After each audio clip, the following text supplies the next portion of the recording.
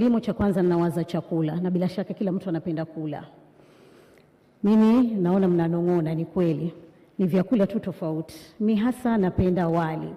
Kwa hiyo nikasema hebu niangalie kidogo takwimu za mchele Tanzania. Nikaona kwamba Tanzania ni miongoni wa wazalishaji wakubwa watano wa mchele barani Afrika, na pia ni mzalishaji mkubwa sana wa Afrika Mashariki. Kwa hiyo mkutano huu ni muhimu sana, kwanza kuielezea Tanzania ina uwezo gani, na kama mnavyojua Tanzania ina mpango wa kuilisha dunia, yani feeding the world. Kwa hivyo ni vijimambo tu, lakini kabla hatujaendelea sana, nimkaribishe mzungumzaji wa kwanza ambaye ni Katibu Mkuu wa Wizara ya Kilimo, Mheshimiwa Gerald Geoffrey Mweli, kwa ajili sasa ya kuendelea na utambulisho wa viongozi mbalimbali wa serikali, sekta binafsi na baadhi ya wageni walioalikwa katika Ikulu ya jijini Dar es Salaam. Karibu sana.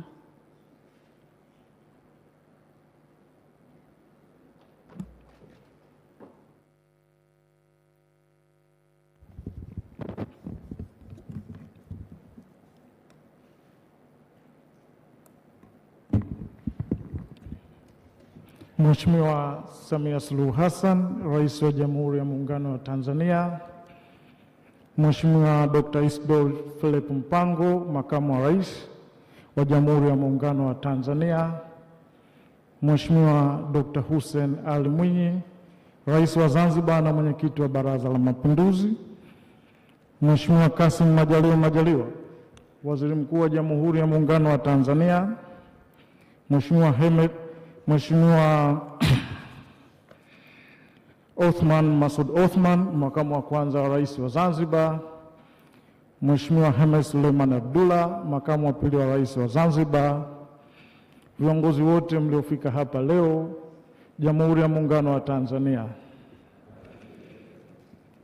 Mheshimiwa Rais, kwanza naomba nianze kwa kumshukuru Mwenyezi Mungu kwa kutujalia afya njema na kutuwezesha kukutana siku hii ya leo kwa tukio hili muhimu la kuzindua African Food System Forum ambao tunategemea kuihosti kama Tanzania kuanzia tarehe 5 mpaka tarehe 8 Septemba mwaka huu. Mheshimiwa Rais, jukwaa hili ndio jukwaa kubwa la majadiliano kuhusu kilimo na uwekezaji katika kilimo na biashara. Lilianza mwaka 2011, mwaka 2012 Tanzania tulilihosti mjini Arusha, na hii kwa Tanzania itakuwa mara yetu ya pili. Mheshimiwa Rais, kama nilivyotambulishwa, mimi ni Katibu Mkuu na ni mara yangu ya kwanza kusimama hapa mara baada ya kuniteua tarehe 27. Hivyo naomba kwanza nitoe shukrani zangu za dhati kwako wewe binafsi, na ninaahidi kufanya kazi kwa bidii na kushirikiana na wadau wote wa sekta ya kilimo katika kuendeleza nchi yetu. Mheshimiwa Rais, nimeelekezwa hapa nitoe utambulisho wa viongozi na wageni wako wote ulioalika kwa ajili ya shughuli hii ya jioni ya leo. Kwa heshima kubwa, naomba nianze kwa kumtambulisha Mheshimiwa Dr. Isdor Philip Mpango, Makamu wa Rais wa Jamhuri ya Muungano wa Tanzania.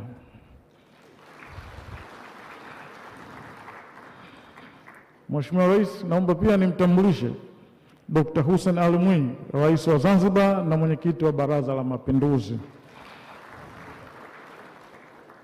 Naomba nimtambulishe pia kwenu Kassim Majaliwa, Waziri Mkuu wa Jamhuri ya Muungano wa Tanzania. Naomba pia nimtambulishe Mheshimiwa Othman Masoud Othman, Makamu wa Kwanza wa Rais wa Zanzibar. Naomba pia nimtambulishe Mheshimiwa Hemed Suleiman Abdullah, Makamu wa Pili wa Rais wa Zanzibar. Naomba pia nimtambulishe Dr. Tulia Ackson, Spika wa Bunge wa Jamhuri ya Muungano wa Tanzania. Naomba nimtambulishe Dr. Jakaya Mrisho Kikwete, mjumbe wa AGRA, mwenyekiti wa Tuzo ya Chakula Afrika na Rais mstaafu wa Jamhuri ya Muungano wa Tanzania. Naomba nimtambulishe Mheshimiwa Haile Mariam Desalegn, waziri mkuu wa Ethiopia na mwenyekiti wa bodi ya AGRA.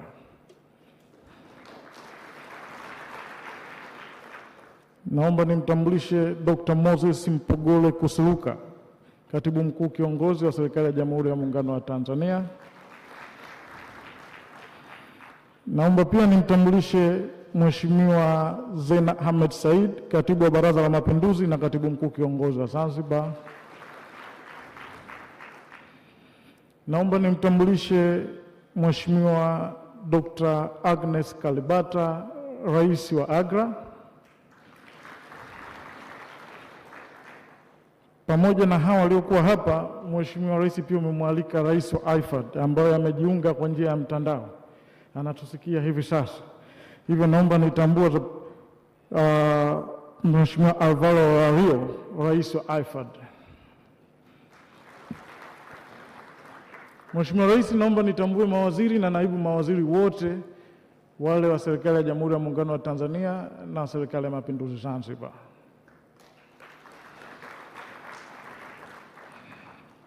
Mheshimiwa Rais, pia naomba nitambue makatibu wakuu na naibu makatibu wakuu wote kutoka serikali zote mbili.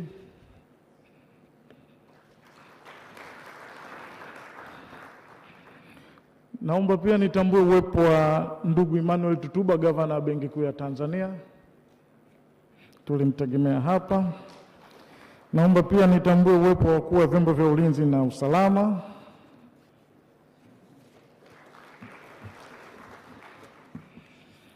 Mheshimiwa Rais, leo pia tuna bahati ya kupata mwakilishi kutoka serikali ya Rwanda ambaye ni Dr. Olivia Kamana, katibu mkuu Wizara ya Kilimo Mifugo nchini Rwanda. Mheshimiwa Rais, naomba nitambue mabalozi na wakuu wa mashirika ya kimataifa wote wanaoziwakilisha nchi zao na mashirika yao hapa nchini kwa pamoja.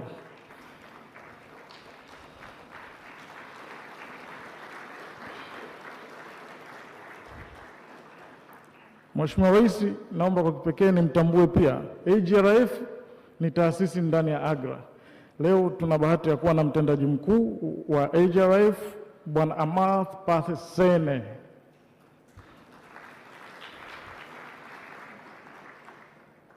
Mheshimiwa Rais, kupitia pia online tunaye mfanyabiashara na mdau mkubwa wa kilimo Bwana Strive Masiiwa na mwenyekiti wa Econet.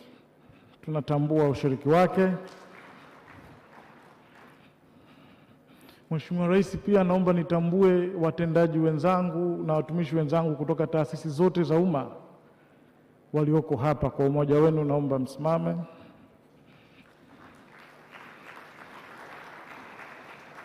Kutoka serikali zote mbili. Mheshimiwa Rais, pia naomba nitambue uwepo wa wakurugenzi wa halmashauri zote walio za Dar es Salaam 5 kwa umoja wenu.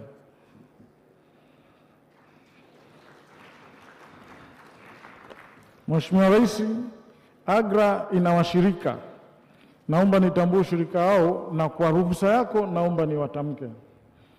Naomba nitambue ushiriki au partners wa AGRF, Wizara ya Kilimo kutoka Rwanda. Nitambue pia Animal Resource Minagri, African Development Bank, African Fertilizer Agribusiness Partnership, Alliance for Green Revolution as AGRA, African Union Commission, Bayer East Africa, Bill and Melinda Gates Foundation, CJR System Organization, Corteva Agri-Science, Foreign Commonwealth and Development Office, FCDO, Food and Agriculture Organization of the United Nations, FAO, Hayfata International, IDH, the Sustainable Trade Initiative, African Union Development Agency, IKEA, International Development Research Center, International Fund for Agricultural Development, IFAD, OCP Africa Group, Rockefeller Foundation, Southern African Confederation of Agricultural Unions, Syngenta Foundation, Tony Blair Institute, UPL, USAID and Yara International. Naomba tuwapigie makofi. Mheshimiwa Rais, leo pia umezialika taasisi za fedha. mabenki. Naomba kwa umoja wao wasimame wakiongozwa na mwenyekiti wao Bwana Sabi ambaye ni mkurugenzi mtendaji wa NBC. Naomba nitambue wamiliki na watendaji wakuu wa kampuni za madini, gesi na nishati wote waliokuweko hapa. Wamiliki na watendaji wakuu.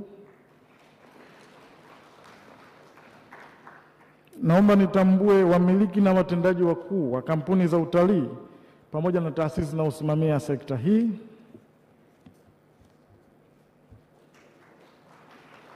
Mheshimiwa Rais, pia umewaalika wamiliki na watendaji wakuu wa mahoteli wote kutoka Tanzania bara na Zanzibar. Wamiliki na wa kampuni za mbolea na kampuni za wasindikaji wa chakula nchini. Naomba nimtambulishe mwenyekiti wa TPSF. Naomba niwatambulishe wamiliki na watendaji wakuu wa vyombo vyote vya habari.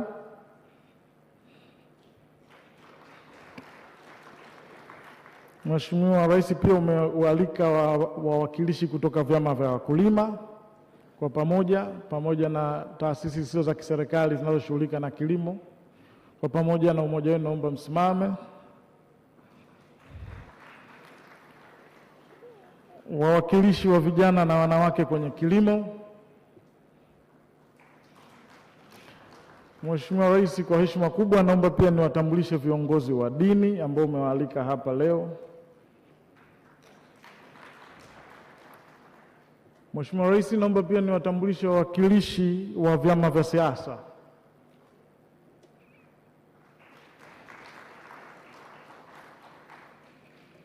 Mheshimiwa Rais, pia naomba nitambue wasanii wa fani zote na wanamuziki wote ambao wamealikwa hapa leo kwa umoja wenu.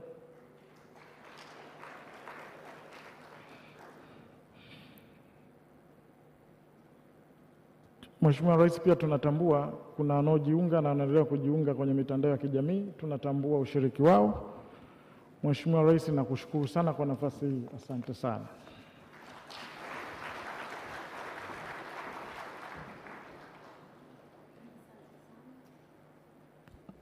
Asante sana Katibu Mkuu wa Wizara ya Kilimo Gerard Geoffrey Mweli. Na sasa tukiendelea na shughuli yetu hii, tutaonyesha kidogo mafanikio ya kilimo. Ni mengi lakini hatuwezi kuyasema yote. Kwa kifupi tu, mkiangalia kwenye screen hapo tutapata kuona maendeleo ya kilimo nchini Tanzania.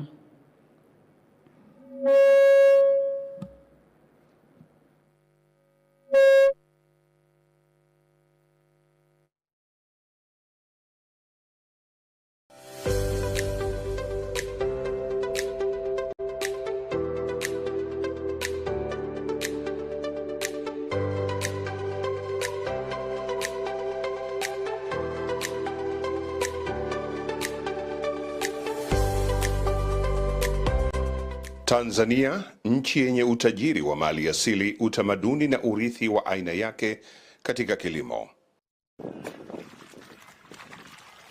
Mamilioni ya watu wanategemea kilimo kupata ajira na lishe. Na sasa Tanzania inajivunia fursa ya kuwa mwenyeji wa mkutano mkubwa wa kilimo wa kimataifa, yani Africa Food Systems Forum, ifikapo mwezi wa Septemba. Food system transformation has remained a top development agenda in Tanzania for the entire period. The government under my leadership has once again elevated the food systems and agriculture agenda to top priority in achieving economic growth and development. Our commitment is visible. Si hivyo tu, serikali imeongeza bajeti ya kilimo kutoka bilioni 294 mpaka bilioni 900. Kiasi kikubwa kitawekezwa kwenye umwagiliaji, mbegu bora na kuhakikisha Tanzania inafanya kilimo kuwa shughuli ya biashara itakayowaondoa watu kwenye umasikini. Kwa muda mrefu sekta yetu ya kilimo imekuwa ikikabiliwa na tatizo la tija. Kwa hiyo serikali ya awamu ya 6 imeweza kuwekeza fedha kwenye maeneo ya utafiti, kwa maana ya kuongeza bajeti ya utafiti kutoka bilioni 15 kwa utafiti na uzalishaji wa mbegu mpaka zaidi ya bilioni 80. Lakini eneo la pili ambalo serikali ya awamu ya 6 imefanya ni kuongeza fedha kwa ajili ya kuwekeza katika miundombinu ya umwagiliaji. Kama tunavyofahamu kwamba sekta ya kilimo inaathiriwa sana sasa hivi na mabadiliko ya tabia nchi. Kwa hiyo ili kuwa na kilimo chenye uhakika, uwekezaji kwenye miundombinu ya umwagiliaji ni eneo ambalo muhimu sana. Tanzania itaongeza eneo la kilimo cha umwagiliaji kufikia hekta milioni 8.5, sawa na 50% ya eneo lote linalolimwa nchini ifikapo mwaka 2030.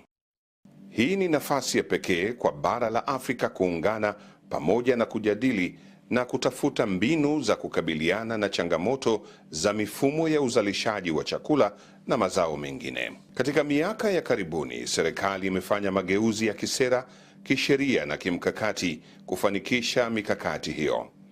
Chini ya uongozi wa Rais Samia Suluhu Hassan, imebainisha kuwa vijana na wanawake ndiyo msingi wa mfumo endelevu wa chakula. Serikali imeamua kuwekeza fedha kwa ajili ya kuhakikisha kwamba sasa tunaanza program ya kuwapatia vijana ardhi, kuwawekea teknolojia, kuwapatia mitaji. Na kama mnavyofahamu, sababu ya vijana kutokwenda kwenye shughuli za kilimo ni kutokuwa na uwezo wa kupata ardhi. Mabenki na taasisi za fedha haziwezi kuwakopesha. Kwa hiyo serikali imeanzisha program ya BBT ambayo inalenga hasa vijana na kina mama, na programu hii ina window mbili. Ina window ya soft loan na grants, lakini vile vile ina window ya kuwapatia ardhi. Serikali inachukua ardhi, inasafisha, tunaweka miundombinu ya umwagiliaji, tunawapatia vijana ardhi na wanamiliki ardhi na tunawatrain, na programu hiyo imeanza sasa hivi. Hatua hiyo ya serikali kuanzisha miradi ya mashamba makubwa ya pamoja, yani block farming, ni neema ya kuwainua vijana kiuchumi na kuimarisha uzalishaji wa chakula. Kwa sisi vijana binafsi ni kwamba tumeshukuru sana uwepo wa serikali kwa kutushika mkono sisi vijana, kwa sababu ni kwamba tulikuwa tunapata shida katika masuala ya masoko. Unakuta tunalima kilimo kikubwa, halafu kwenye kupata kipato ananufaika mtu wa katikati ambaye ni dalali, kwamba utalima afu akaambia mimi mzigo uje uchukue ila kwangu. Kwa kuwa serikali imeingia hapa katikati, itatusaidia vizuri kabisa kwamba tunalima, tunajua soko lilipo, kwamba unalima unajua pesa ilipo kwa wakati mmoja. Kwa kufanya kazi kama kikundi tunasaidiana, mambo yanaenda sawa. Kwa sababu tunakuwa tunashirikiana wengi, mtaji unakuwa mkubwa. Tunashirikiana, tunapata tunachopata, angawa na riziki. Kwa hiyo ninufaisha kwa sababu utakuwa wametupa nguvu na umoja kwamba tufanye hivi, tugrend hivi ili tufike sehemu fulani. Serikali itakuwa imetusaidia sana. Mchango wa wanawake katika uzalishaji wa chakula hauna maswali, na katika mipango mipya ya serikali katika awamu ya 6 wanapewa kipaumbele kikubwa zaidi. Tumelipokea kwa mikono miwili na tumefurahia sana kujiunga na vikundi vya kilimo. Kwa upande wetu sisi tutaona ni jambo nzuri. Kwanza tutafurahi sana, maana kuwekwa mbele ni sasa na kusema tumepata kipaji kikubwa sana cha uchumi, na vile vile itatusaidia kutugomboa hali ya maisha tulionayo. Tuko tayari sana, maana kila tukiongezea ndo tunazidi kupanda juu. Tunazidi kuongeza ule mtaji wetu, kilimo chetu kinaongezeka, au kama mtaji mwingineo tunauweza. Serikali inalenga kutengeneza ajira kwa vijana na wanawake zaidi ya milioni 3 katika sekta ya kilimo, kupunguza umasikini ifikapo mwaka wa 2025. Tanzania, nchi yenye watu zaidi ya milioni 60, inaongeza msukumo mkubwa katika kilimo cha umwagiliaji kwa mashamba makubwa na madogo, kuongeza tija katika uzalishaji. Serikali inakusudia kuongeza mauzo ya mazao ya bustani, yani horticulture, kutoka dola za Marekani milioni 750 kwa mwaka hadi dola za Marekani bilioni 2 mwaka 2030. Kwa pamoja, mipango hii inatarajiwa kufungua fursa kubwa zaidi zitakazowezesha mapori kugeuzwa kuwa mifumo ya uzalishaji na uchakataji wa chakula. Tanzania inakadiriwa kuwa na watu milioni 80 ifikapo mwaka 2030. Lengo la Rais Samia Suluhu Hassan ni kukuza sekta ya kilimo kwa wastani wa 10% na kuongeza mauzo ya nje dola bilioni 5 ili kupunguza umasikini kwa 50% ifikapo mwaka 2030. Mkutano wa Septemba unatarajiwa kufungua fursa kwa wawekezaji wa ndani na kutoka nje. Inaleta mwamko wa kipekee kwa wakulima na wachakataji ambao wako kwenye minyororo mbalimbali ya mazao kuanza sasa kuwekeza mitaji mikubwa katika sekta yetu ya kilimo, lakini vile vile kuwekeza katika viwanda vya uchakataji na kutoa ajira. Kwa hiyo ni fursa pekee ya Tanzania kuitangazia dunia. Nafikiri huo muda ukifika, dunia nzima itakuwa inaangalia hapa, na kwamba tutumie fursa yetu ya rasilimali ardhi, mito, watu pamoja na wawekezaji ili kuweza kuonesha kwamba Tanzania inayo fursa kubwa sana ya kuchangia katika uzalishaji wa chakula. Unakaribishwa ifikapo Septemba mwaka huu wa 2023 kwenye Jukwaa la mifumo ya chakula Afrika, yani Africa Food Systems Forum, na uwe sehemu ya mageuzi ya kilimo kwa ajili ya Afrika na nje ya mipaka ya bara hili.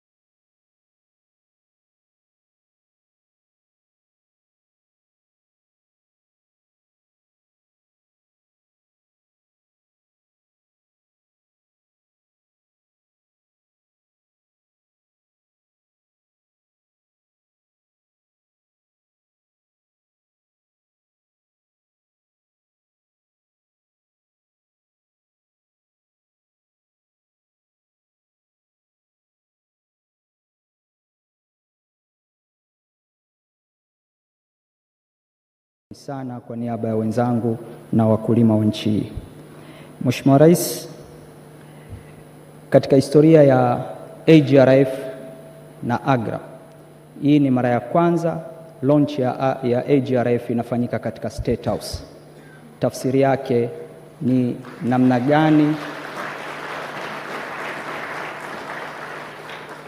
gani wewe binafsi na serikali unayoiongoza umeamua kuweka commitment ya kutosha katika eneo hili. Mheshimiwa Rais, leo ni siku ya tukio la uzinduzi wa Food System Summit. Na shughuli za Food System Summit baada ya uzinduzi huu zitaendelea kuwepo mpaka kilele kitakapofanyika mwezi Septemba. Na eventi hii ndio event kubwa ya shughuli za kilimo Afrika. Nitumie nafasi hii kuwashukuru AGRF na kuwashukuru AGRA kwa imani na commitment walioionyesha na kuiamini serikali ya Jamhuri ya Muungano wa Tanzania kuweza kuhost event hii. Tunawashukuru sana na tutaendelea kuwapa ushirikiano. Mheshimiwa Rais, kwa niaba ya Wizara ya Kilimo naomba nitumie nafasi hii kuwashukuru AGRA rasmi. Nawashukuru kwa support wanayotupa na ushirikiano wanaotupa katika shughuli zetu za kila siku. Nawashukuru development partners wote walioko hapa, USAID na wenzao, IFAD na wengine wote kwa support kuendelea kutupa kwenye shughuli za kilimo. Mheshimiwa Rais, lakini vile vile niishukuru sekta binafsi ya Tanzania. Na niishukuru hasa wale wanaonunua na kuchakata mazao ya wakulima, lakini vile vile niishukuru sekta ya fedha. Kumetokea mabadiliko makubwa sana katika eneo la sekta ya fedha, na wao kuwa tayari na kuweza kufata apili ulioitoa wewe ya kuomba kupunguza interest rate kwenye eneo la kilimo. Nawashukuru sana na wameanza kutekeleza, angalau sasa tumeanza kuona riba za 9% kwenye sekta ya kilimo. Nawashukuru sana.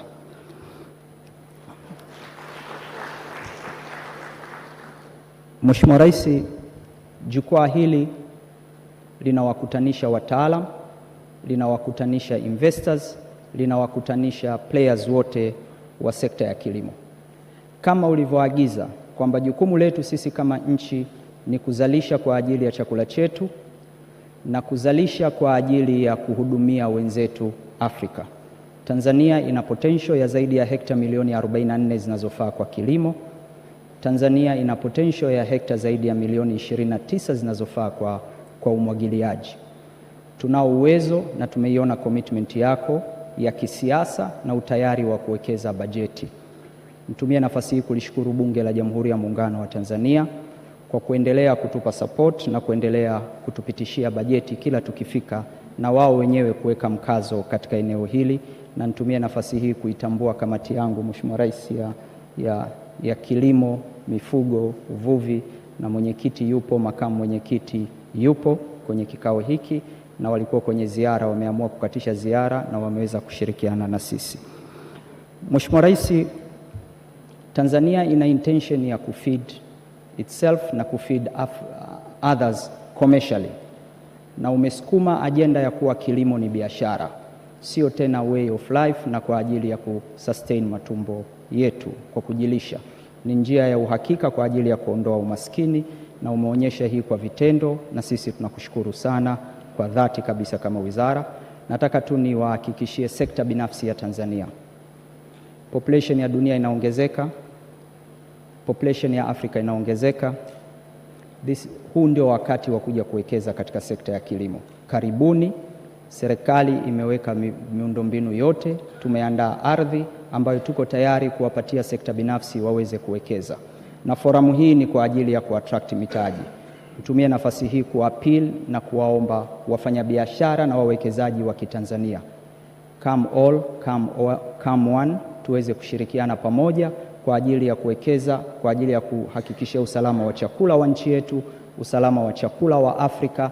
Na hii ndio ajenda kuu ya Afrika na ajenda kuu ya Jamhuri ya Muungano wa Tanzania, na Rais Samia amekuwa champion na amekuwa tayari kwa ajili ya kuhakikisha kuwa Afrika inajitosheleza kwa chakula na Tanzania inajitosheleza kwa chakula, na uchumi wa nchi zetu unabebwa na sekta ya kilimo ambayo ndio imeajiri sehemu kubwa ya nchi yetu. Natumia nafasi hii kukushukuru tena Mheshimiwa Rais kwa commitment yako.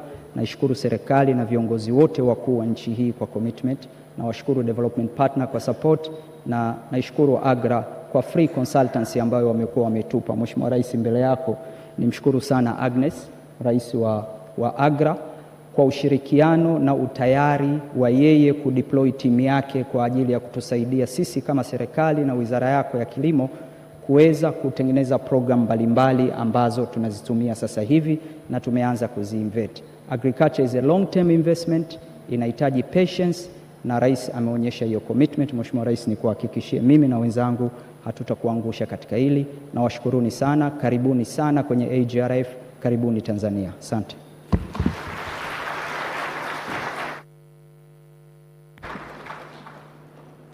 Asante sana Mheshimiwa Waziri wa Kilimo huyo Hussein Bashe. Na sasa tupate kuwasikiliza baadhi ya wakilishi kutoka AGRA, tukianza naye Amat Pate Sene ambaye ni mkurugenzi mtendaji wa Africa Food Systems Forum. Karibu sana. You're warmly welcome.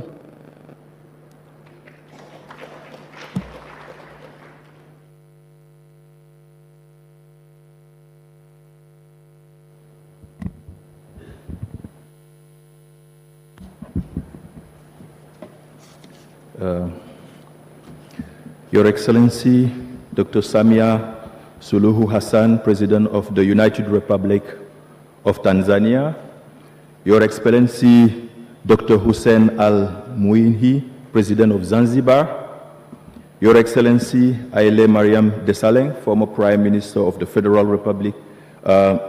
Democratic Republic of Ethiopia and Chair Board of AGRA and AGRF Partners, Your Excellency, Dr. Jakaya Kikwete, former President of the United Republic of Tanzania and Chair of the Africa Food Prize, Honorable Minister, distinguished guests, ladies and gentlemen, good afternoon, bonsoir, bom dia, Salaam alaikum.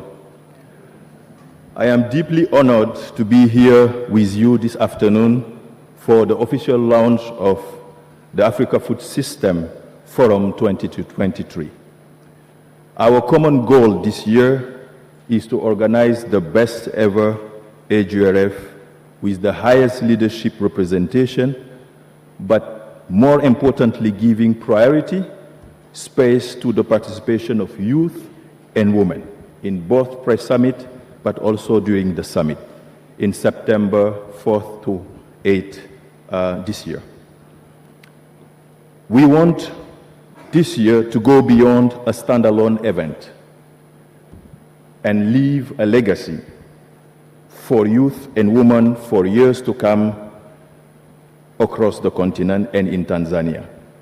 Your Excellency, since its creation in 2006 by Yara in Norway, and thanks to our current 26 partners and the government of Tanzania that hosts the Secretariat, AGRF has become the world premier forum for bringing stakeholders in the agricultural landscape together to share best practices, solutions, knowledge, listen, learn, and concrete action to move the agricultural agenda in this continent.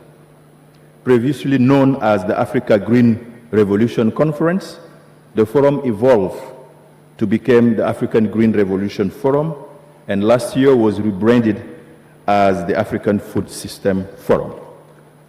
Over the years, this forum, our forum, has accumulated significant convening power, which is used to move the continental agenda on setting the agricultural agenda, food system, strategic partnership, investment, but more importantly, sharing experience across the continent. But we still need to do more, and urgently, given the challenge we face in our continent. Feed our people and create more jobs for youth and women. We don't need also to leave those who are marginalized, smallholder farmers, still left behind. Your Excellency, under the theme of Recover, Regenerate and Act, AGRF 2023 is all about innovation and leadership. As we can see today in this room, the venue, the format of the launch, the diversity of the partners in this room. Asante sana, Tanzania, for innovating and raising the bar higher. With the right investment and policy framework in agriculture, poverty, hunger can be addressed and food security and food system transformed in our continent. We know that this can be done, and as we plan to become a leading continental platform, but also a global continental platform at the highest level possible. Ladies and gentlemen, on behalf of the AGRF Secretariat, AGRA, and our partners, I would like to conclude by thanking and commending the government of the United Republic of Tanzania, led by Her Excellency Dr. Samia Suluhu, and the Ministry of Agriculture, for the commitment and the attention to the planning of this year's summit. With the level of energy, enthusiasm, passion, expertise, and strong leadership, we are confident that this year's forum will bring together brilliant minds from Africa and beyond to lead food system transformation and prosperity in our beautiful continent. Thank you, and asante sana.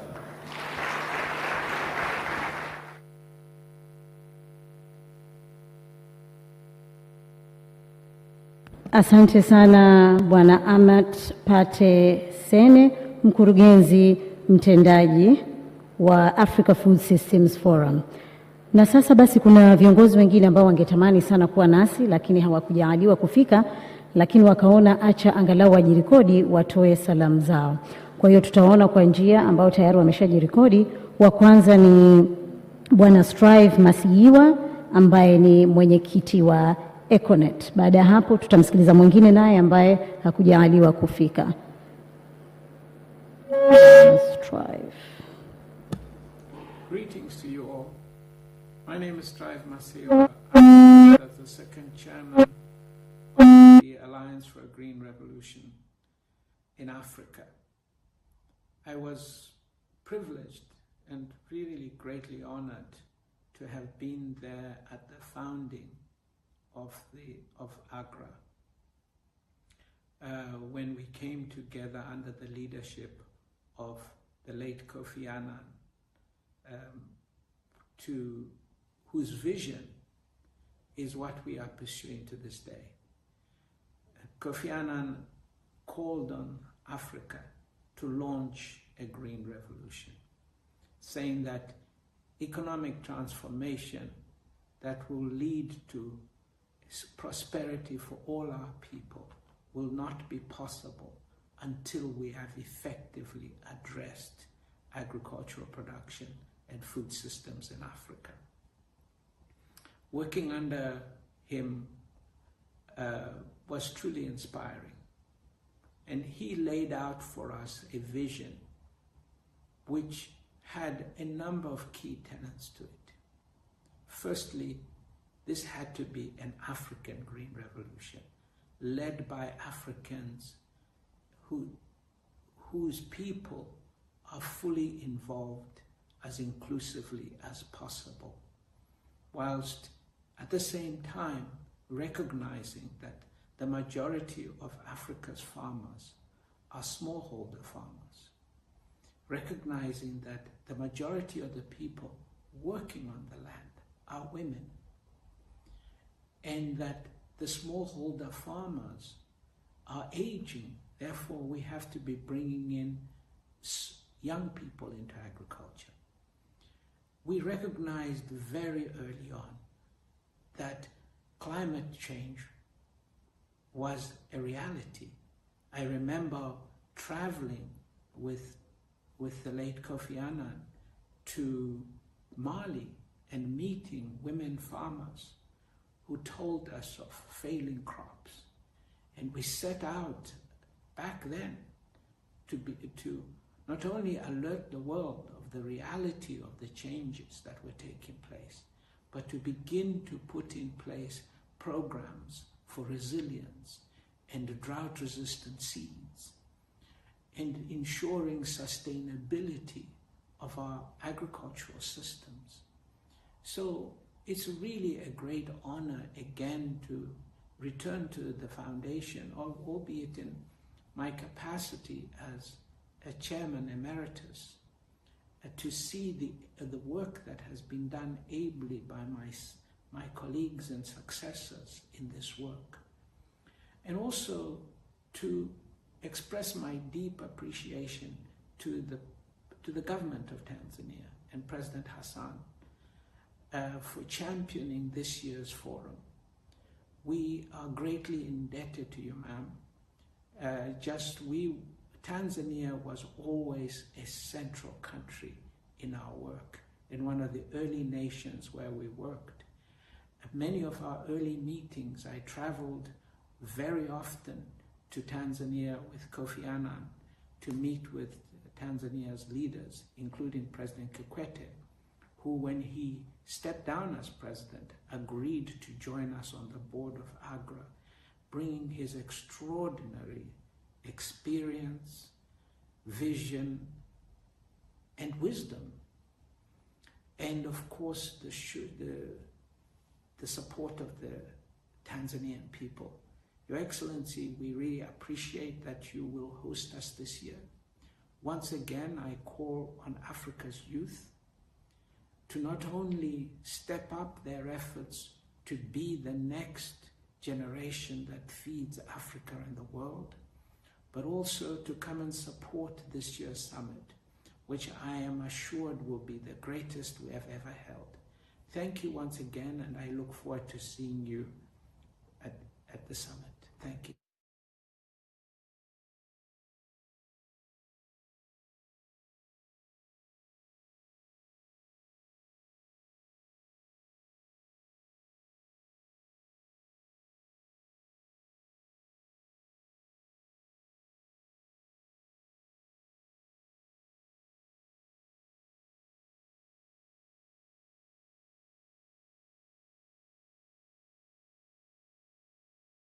Excellencies, distinguished ladies and gentlemen, thank you for this opportunity to address you by video message. I only regret not being able to be with you in person. Today, multiple factors are driving up hunger and malnutrition across Africa and across the globe. These include climate change, conflicts, and ongoing economic inequalities. It is projected that nearly 670 million people, that is 8% of the world's population, will still be affected by hunger in 2030. This is similar to the number in 2015, when the Sustainable Development Goals were adopted. We cannot allow this to happen. African Green Revolution Forum is a crucial platform to forge partnerships for meaningful change and to agree on how to deliver on the ground for Africa's poorest and most vulnerable people. I am proud to say that IFAD has been a strategic partner of the AGRF since its inception over a decade ago, and it is a member of its steering committee. Together, we have mobilized climate finance, leveraged private sector investment, and invigorated markets for Africa's young entrepreneurs. While the situation today is challenging, the potential for what we can achieve together is limitless. By 2050, it is estimated that the food sector in Eastern and Southern Africa alone could experience an 800% increase in value. Together, we can make sure that the millions of rural communities producing, processing, and distributing food across the continent are among the first to benefit. Small-scale farmers, rural women, or young people entering the labor market.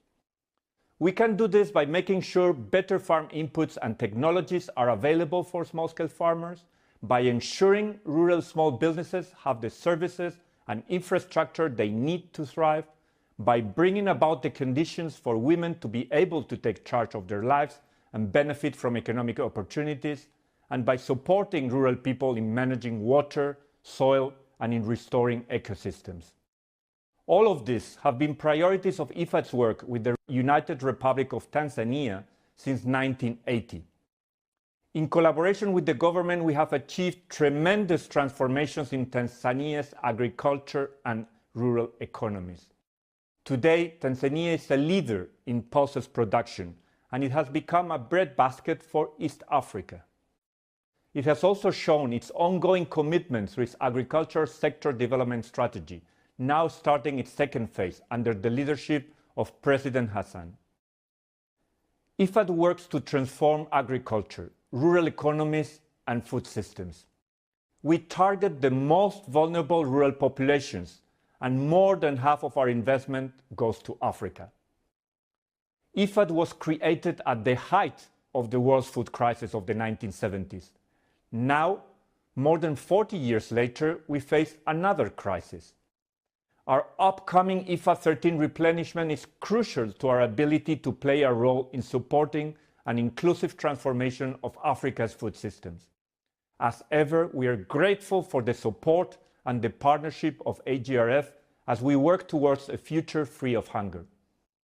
Distinguished ladies and gentlemen, I look forward to the AGRF in Dar es Salaam later this year and extend my congratulations to the Head of State of the United Republic of Tanzania, Her Excellency Samia Hassan, to AGRA and to AGRF partners for a successful launch event.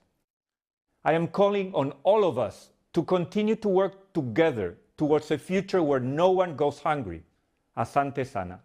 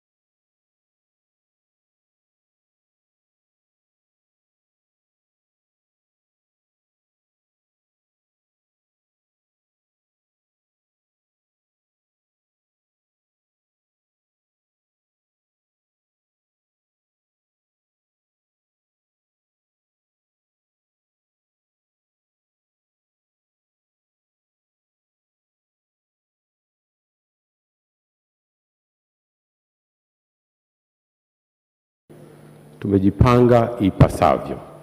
Tunataka tuendelee kuilisha dunia nyama ya kutoka Tanzania. Lakini kama haitoshi, sio tu kuilisha dunia nyama ya kutoka Tanzania, dhamira na malengo yale unayoyakusudia ya kuhakikisha tunakuwa hub sio tu ya beef, lakini hata katika poultry sector. Mazingira yetu ni rafiki sana, na tutahakikisha ya kwamba tunaendeleza kwa mapana sana jambo hili kubwa na zuri. Tunakusudia sio tu kupeleka nyama nje. Tunayo ardhi kubwa ya zaidi ya hekta za mraba 6,000, mali yetu wenyewe wa Tanzania. Tunataka tuondoe vichaka, tuhakikishe kwamba mule tunafanya unenepeshaji wa ng'ombe kupitia makundi ya vijana, lakini pia vile vile na kina mama. Na kama haitoshi, tuzalishe majani ndani ya nchi yetu, yatumike majani hayo, na ikiwezekana kama vile tunavyowauzia jirani zetu mahindi na bidhaa zingine, tuwauzie pia na majani yanayotoka katika maeneo yetu ya nchi yetu ya Tanzania. Mheshimiwa Rais, na katika hili tumedhamiria sana, tunakupongeza. Tumeona mara kadha ambavyo malori yanatoka katika grain reserves zetu yakienda maeneo mbalimbali yenye shida ya chakula. Na sisi na timu yangu ambayo leo iko hapa, Profesa Semdoe na wengine, tumedhamiria siku moja tuone hapa Tanzania malori yanasafiri kutoka sehemu mbalimbali yakienda sehemu zenye shida ya majani. Ardhi yetu ni nzuri, na hilo ndio kusudio letu, Mheshimiwa Rais, kufanya mechanization sio tu ya mahindi, lakini mechanization ya alfa, jonkao na mazao mengine ambayo yatakwenda kuliwa na mifugo. Mheshimiwa Rais, kwa kumalizia, engagement yetu ya vijana tumejipanga vyema sana, kama nilivyokwisha kusema, kwenye upande wa fattening, poultry sector, lakini vile vile katika samaki. Huko kwenye samaki tunakushukuru sana, tumeianza kazi ya cage farming. Mheshimiwa Rais, siku moja tutatamani sana tukualike ukaone kazi kubwa wanaoifanya vijana wako kwenye upande wa Ziwa Victoria, kwa zile pesa ulizotupatia bilioni 60 kwa ajili ya ufugaji wa samaki. Mheshimiwa Rais, tunataka tufill lile gap, na ikiwezekana siku moja na sisi tufikie hatua ya kwenda kuuza nje. Mheshimiwa Rais, kwa kumalizia kabisa, fursa zetu ni nyingi sana, na vijana ni sehemu, na wakina mama, mpaka katika mwani, unenepeshaji wa kaa na mazao mengine. Mheshimiwa Rais, tunataka tutumie fursa ya mkutano huu kwa lengo la kuvutia uwekezaji zaidi kwenye fursa hii pana, ili tuweze kuilisha Afrika na dunia kwa ujumla wake. Asante sana kwa fursa hii, nashukuru sana.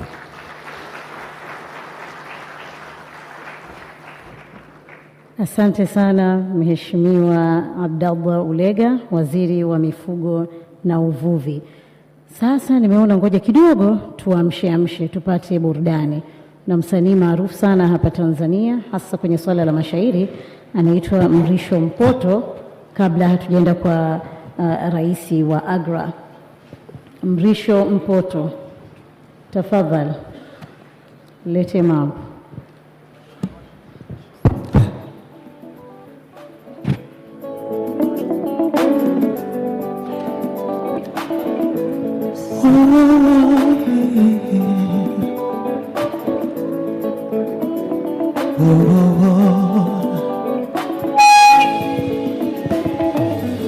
Hakuna maisha,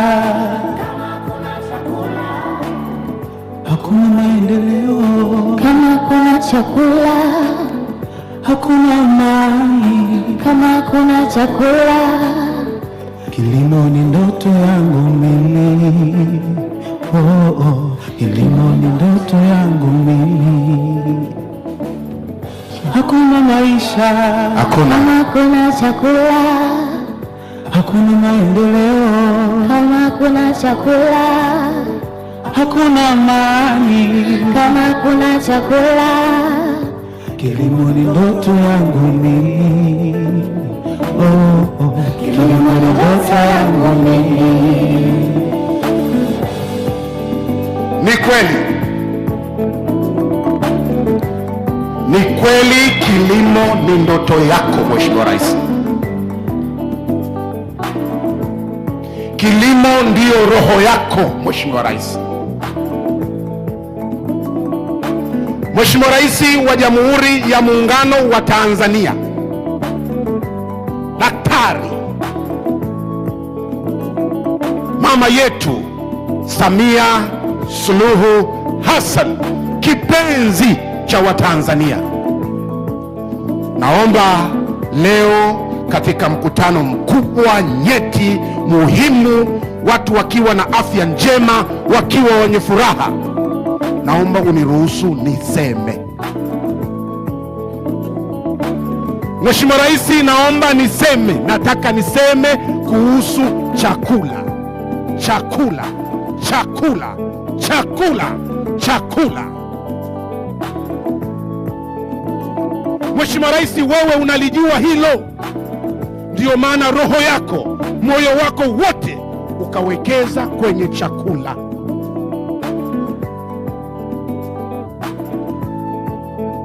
Mheshimiwa Rais, hapa Tanzania na mtaani kuna maswali mengi watu wanajiuliza. Tunakula ili tuishi au tunaishi ili tule? Ukweli ni kwamba hakuna maisha kama hakuna chakula. Hakuna maendeleo kama hakuna chakula. Hakuna amani kama hakuna chakula. Mheshimiwa Rais, naomba leo nizungumze na Watanzania wote milioni 61,741,120 wote wasikie na wajue.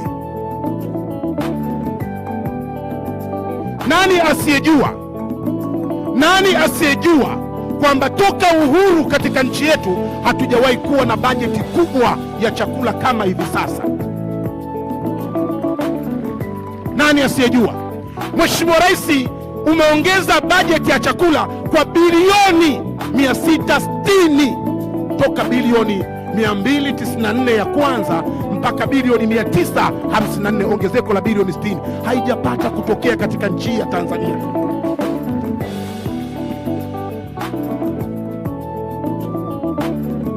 Mheshimiwa Rais, nataka niwaambie na naikumbuka sauti yako na yakumbuka maneno yako, hayajawahi kutoka kwenye masikio yangu.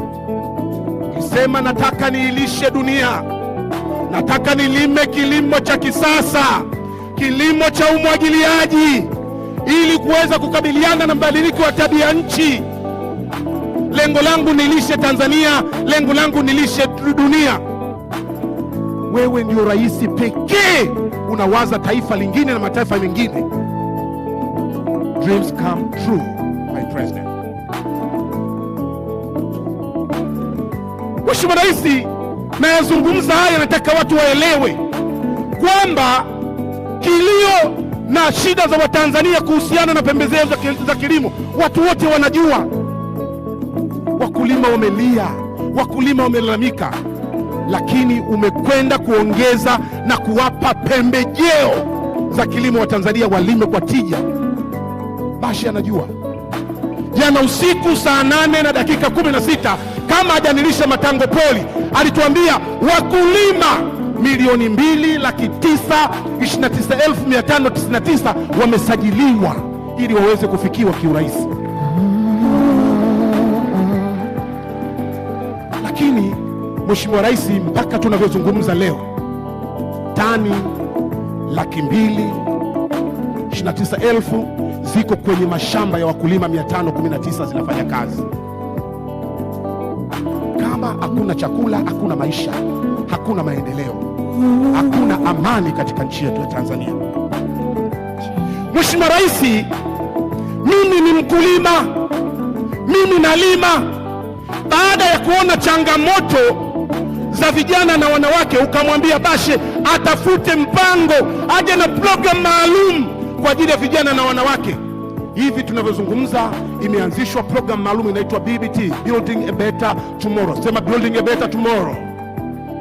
Rudia tena, Building a Better Tomorrow.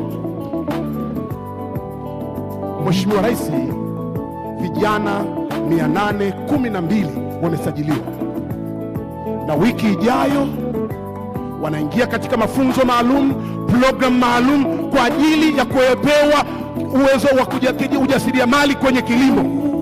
Mheshimiwa Rais na wageni, nataka niwaambie, ndiye rais pekee aliyetenga shilingi bilioni 300 katika sekta ya kilimo cha umwagiliaji. Hivi tunavyozungumza, mifumo ya miundombinu inatengenezwa na kazi inaendelea. Mheshimiwa Rais, wanasema hauwezi kuona msitu ukiwa msituni, utaona miti tu, na inapobidi kukata kucha ili pete ipite, tufanye hivyo, si ndio Makamu Rais? Nipo, mimi ni mkulima, wanaotuangalia kwenye TV wachache, niambie nitume, tukawaambie Watanzania vijijini kazi kubwa iliyofanywa na serikali ya awamu ya 6. Au unasemaje Dr. Mwinyi? Watanzania wanatakiwa kujua, tunatakiwa kwenda kuwaeleza. Huyo ndio Samia Suluhu Hassan, Rais wa Jamhuri ya Muungano wa Tanzania. Mungu mbariki, bariki serikali yake, bariki viongozi wote wa Tanzania. Hakuna maisha, hakuna maisha, tuimbe wote, hakuna chakula, tuimbe kidogo, hakuna maendeleo kama hakuna chakula, hakuna amani kama hakuna chakula. Kilimo ni ndoto yangu mimi, kilimo ni ndoto yako Mheshimiwa Rais, kilimo ni ndoto yangu mimi. Hakuna maisha kama hakuna chakula, hakuna maendeleo kama hakuna chakula, hakuna amani kama hakuna chakula. Kilimo ni ndoto yangu mimi, kilimo ni ndoto yangu mimi.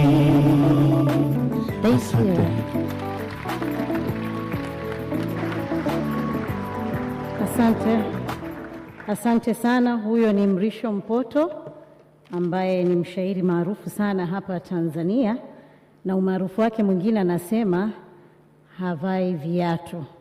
Lakini kuna mtangazaji wa zamani Charles Hillary leo alikuwa anamuuliza msalani unafanyaje? Hajajibu hilo swali. Na sasa tuendelee na shughuli yetu hii, swala la kilimo. Nadhani Mrisho Mpoto ametuamsha vya kutosha. Naomba sasa nimkaribishe Dr. Agnes Kalibata ambaye ni rais wa AGRA. Karibu sana Dr. Agnes.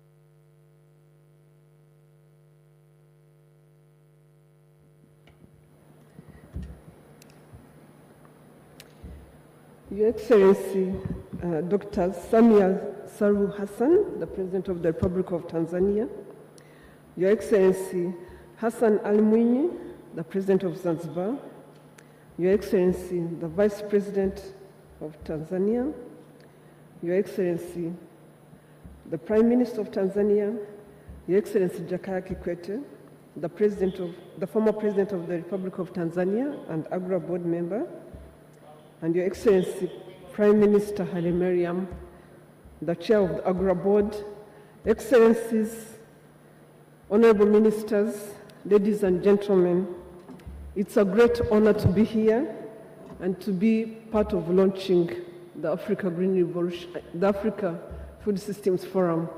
My name is Agnes Kalibata, the President of AGRA, which used to be the Alliance for a Green Revolution in Africa. The Alliance for a Green Revolution in Africa, as His Excellency our Chair Emeritus said, was about vision.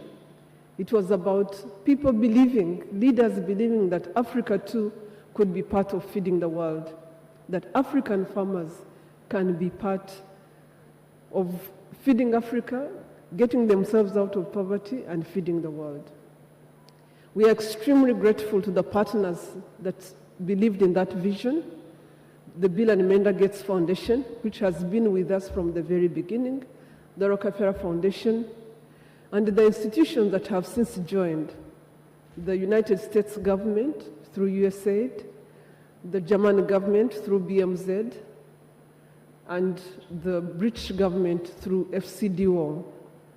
These partners have believed that, just like Kofi Annan, that an African institution could be part of the solution to the problems we have. It's not just technologies. The country that has transformed the most probably in recent history has been about institutional innovations. I will not go into the details of that country, but we need institutional innovations, and that's what AGRA is about. Once we figured that out, we thought that transforming Africa a country at a time is going to take forever. So the Africa Green Revolution Forum was born. And the Africa Green Revolution Forum does one other thing. It brings public-private partnerships. It brings private sector to engage with governments so that we can give the opportunity to private sector to be able to be part of transforming our world. Honorable Minister Hussein and Minister of Livestock, the AGRF is coming. The biggest opportunities, those things you've been talking about, let's present them, let's bring them forward. In September, let's present them to the world so that people can see the opportunities that Tanzania presents. As was said earlier, AGRA has been in Tanzania since the beginning, and we do believe in the power of this country when it comes to how Africa can feed itself. We want to work with you to be part of that journey, and we hope that this becomes a huge beginning. We are extremely excited to be led by His Excellency Haile Mariam, who since he joined AGRA has not just seen AGRA grow, but is committed to ensuring that AGRA goes to more countries than we are currently in, and AGRA reaches more farmers.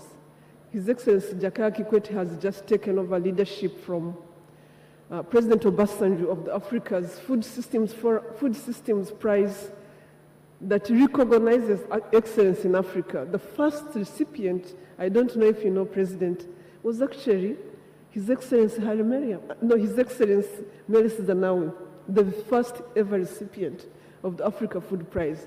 I'm very happy to say that I was actually a recipient too when I was Minister of Agriculture in Rwanda. So welcome to being the Africa Food Prize leader and taking us forward. So Your Excellency, coming back to Tanzania here as the Africa Green Revolution Forum, now the Africa Food Systems Forum, is a huge, huge leap forward. And we expect that this is going to define a new way of doing business in agriculture, that this is going to define a new way of engaging the private sector in agriculture. We look forward to how Tanzania could be part of feeding Africa. We are at the nexus of, and that we are sitting at a time which is extremely important for all of us. Food security has become so much more important. Reducing poverty has become so much more important. Dealing with climate change has become so much more important. That's why we are extremely proud that you have taken on this leadership. And we want you to challenge Africa's leaders as they come here in September so that we can all take this bull by the horns and finally be able to deliver a transformation for African agriculture and reduce poverty for Africa's farmers. I grew up on a farm.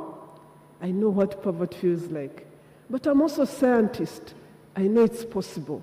So let's get Africa's leaders to help us make it possible for African farmers. And thank you, Your Excellency, for taking on this leadership. Thank you again.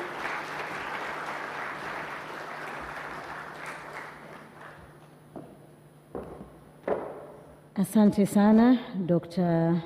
Agnes Kalibata, rais huyo wa AGRA. Na sasa naomba nimkaribishe Mheshimiwa Haile Mariam Desalegn ambaye pamoja na kuwa alikuwa waziri mkuu wa zamani wa Ethiopia, lakini sasa ni mwenyekiti wa AGRA. Karibu sana.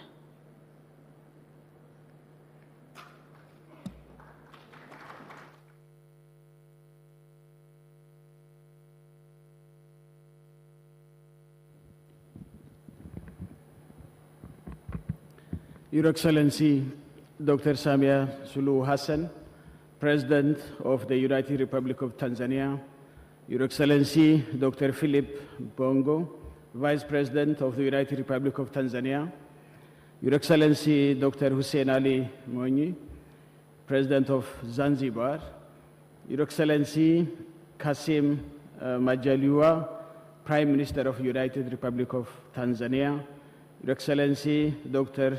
Tulia Ackson, Speaker of the National Assembly of the United Republic of Tanzania, Your Excellency, my brother Jakaya Kikwete, former President of United Republic of Tanzania and the Chair of African Food Prize Committee.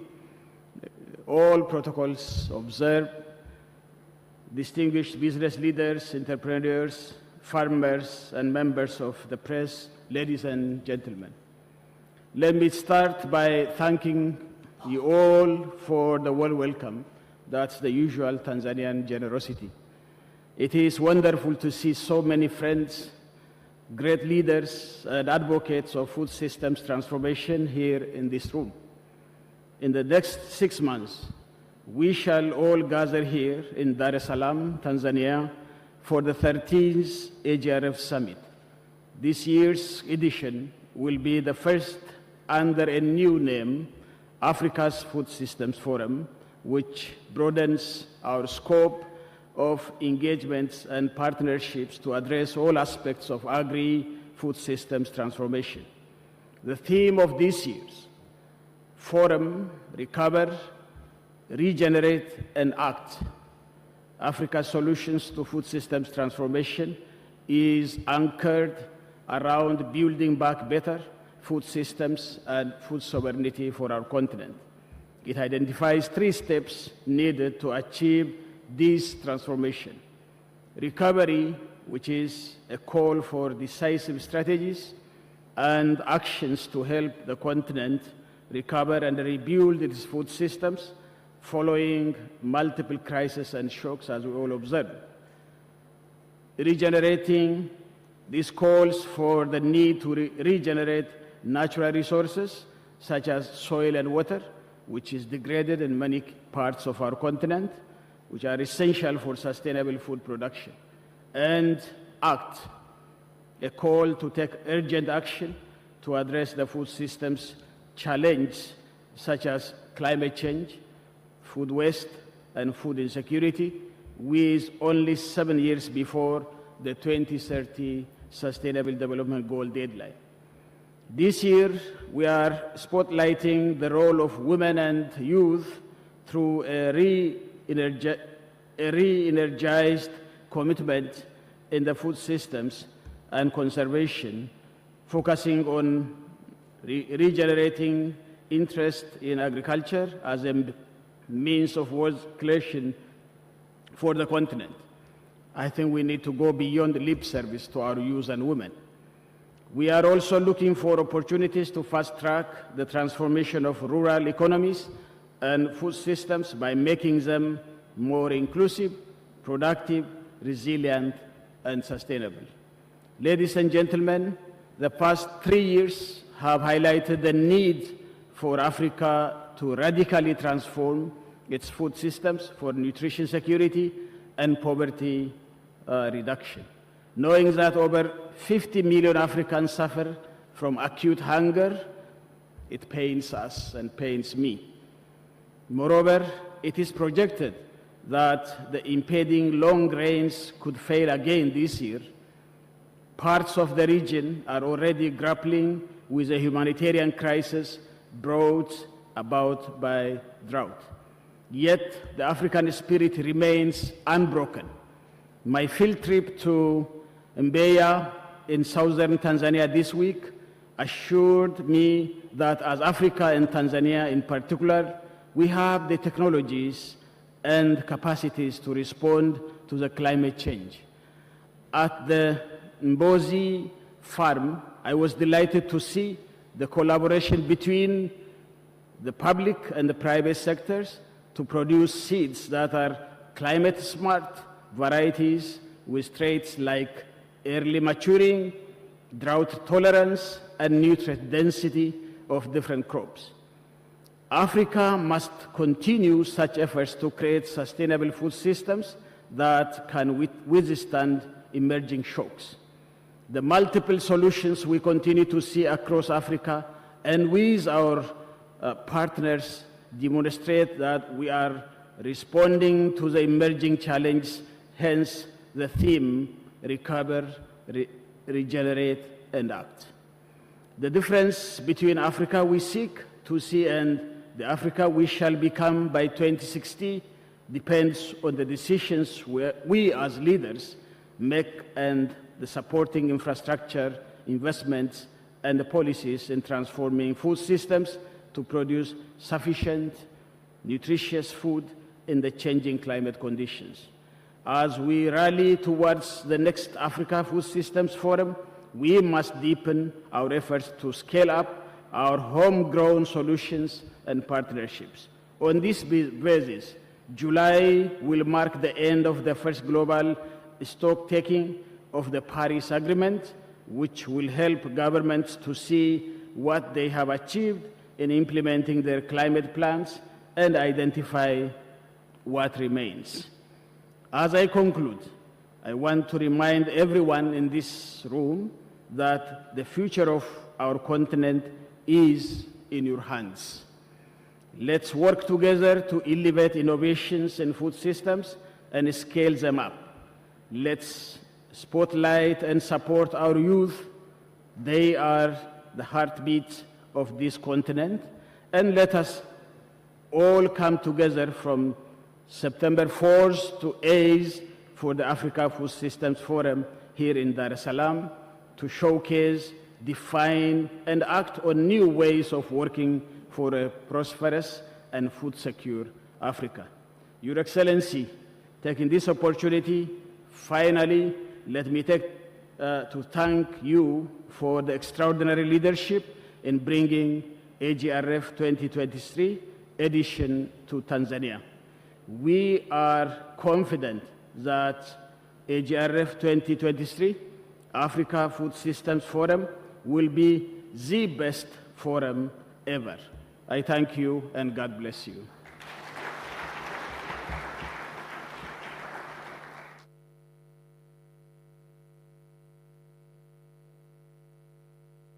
Shukran sana Mheshimiwa Haile Mariam Desalegn ambaye sasa ndio mwenyekiti wa AGRA. Na sasa tupate kutizama video nyingine ambayo tuko hapo hapo katika masuala ya kilimo.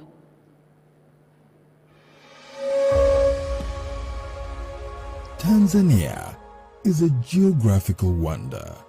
Take a closer look and you'll see why. It is mountainous in the northeast, where Mount Kilimanjaro, Africa's highest peak, is situated. 3 of Africa's Great Lakes are partly within Tanzania. To the north and west lies Lake Victoria, Africa's biggest lake, and Lake Tanganyika, the continent's deepest lake, known for its unique species of fish. To the southwest lies Lake Nyasa. Central Tanzania is a large plateau with plains and arable land. The eastern shore is hot and humid, with the Zanzibar archipelago just offshore. In the southwestern part of the country are vast highlands, teeming with agricultural potential.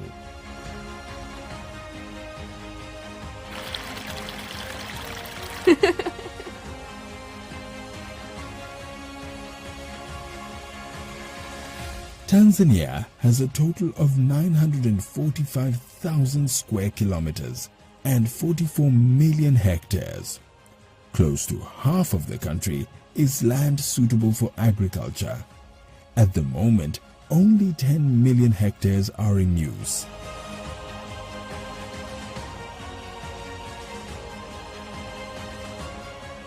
It doesn't end there. The country is divided into 4 distinct climatic zones with 2 seasons of rainfall. And because of these diverse climatic conditions, almost everything grows here. From staple crops like maize, sorghum, millet, rice, wheat, beans, cassava, potatoes, bananas and plantains, to cash and export crops like coffee, cotton, cashew nuts, tobacco, sisal and pyrethrum, tea, cloves, horticultural crops such as avocados, oilseeds, spices and flowers. With a population of around 60 million people, the majority of whom are engaged in agriculture, finding labor for agricultural projects isn't a challenging affair. And with numerous rivers, lakes and underground water resources, there is enormous potential for irrigated agriculture. To be precise, 29.4 million hectares of land could be irrigated. With such a huge potential, the government has grand plans for its agricultural sector. Its ultimate goal: to feed Africa. The rapid adoption of smart agricultural techniques and a tireless scientific community working to develop quality seeds and produce makes such a future attainable. As such, Tanzania sees itself developing into a hub for seed multiplication in Africa. There's more. The government also has a number of initiatives that are spearheading the growth of the country's agricultural industry. The government runs a massive fertilizer subsidy program for the country's farmers. Through its Building a Better Tomorrow program, the government aims to promote Tanzanian youth engagement in agribusiness for sustainable and improved livelihoods, where it coordinates the establishment of large collective farms or block farms for young people. And with the Southern Growth Corridor of Tanzania in place, the government is actively working to establish other agricultural growth corridors in 7 agroecological zones. Because of these excellent conditions, you are sure to produce, and whatever you produce, you can sell. Great infrastructure, including a network of good roads and rail that connect to a market of more than 500 million people in Eastern and Southern Africa, supports any agricultural venture. What's more, Tanzania is business-friendly. It has a great investor policy, granting investors up to 99-year leases on agricultural land. So why not come to Tanzania? You are not late. Come, let's feed the world together.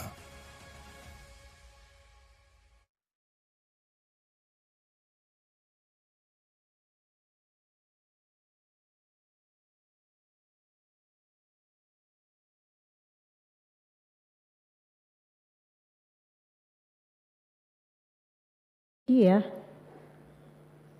ni mwenyekiti wa Africa Food Prize kwa maneno machache.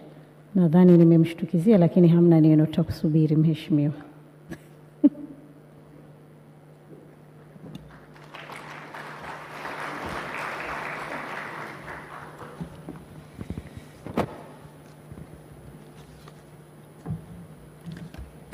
Na mtihani si nizungumze Kiswahili ama Kiingereza. Lakini imenita kama chairman wa Africa Food Prize Committee. Lugha yake Kiingereza.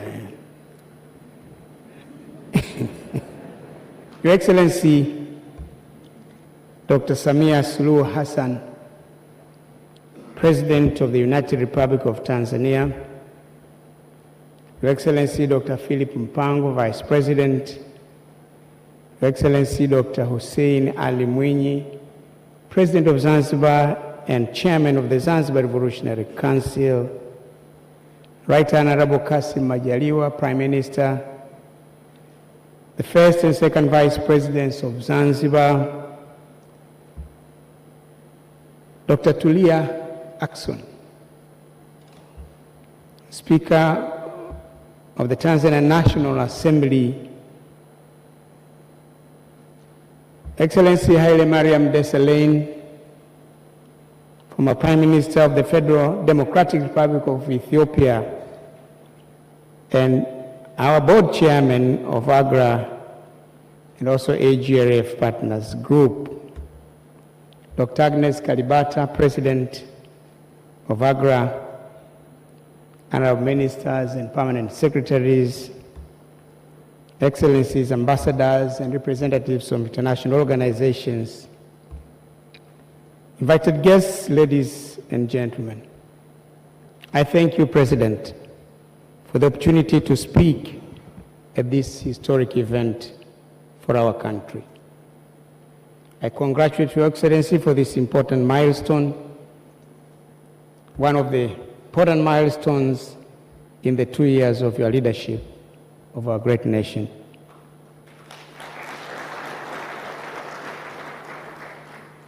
We have waited for over a decade to host the AGRIF Summit again.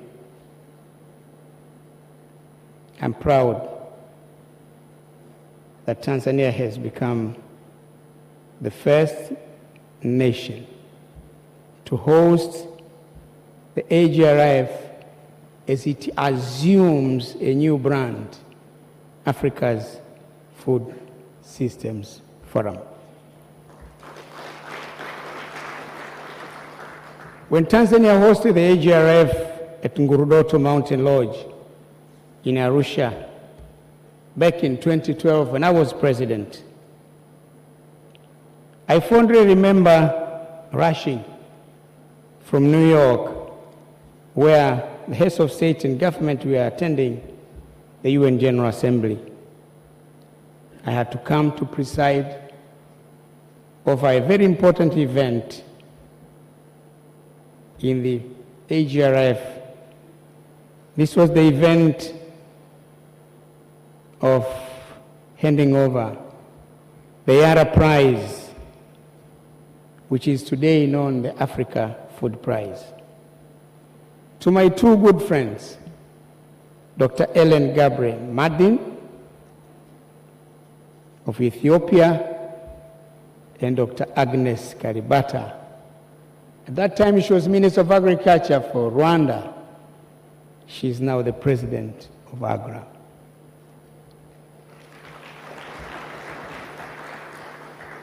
I don't need to ask her to stand because you've already seen her speak and you can see how competent she is. At that time, Kofi Annan was the former Secretary General of the United Nations, was chairman of the board of AGRA. It gives me immense pleasure to welcome the AGRIF Forum back to Tanzania. But now, under the chairmanship of a great friend of mine at a personal level, but also a great friend of Tanzania, in the name of His Excellency Haile Mariam Desalegn, former Prime Minister of the Federal Democratic Republic of Ethiopia. Ladies and gentlemen, Africa's Food Systems Forum brings something fresh to Tanzania, which has long been an agricultural powerhouse because of its vast lands, diversified farmers, but most importantly, sound agricultural and economic policies. My humble appeal to you, Your Excellency, and to my fellow Tanzanians, please use the opportunity of the forum to showcase what Tanzania has to offer.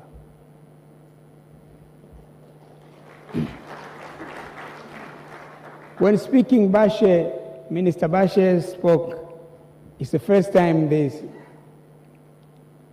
the launch is done at State House. At that time, even the forum itself was just new. But now it is the first time we are hosting it, we are launching it at the State House. It is an opportunity for us to do something big.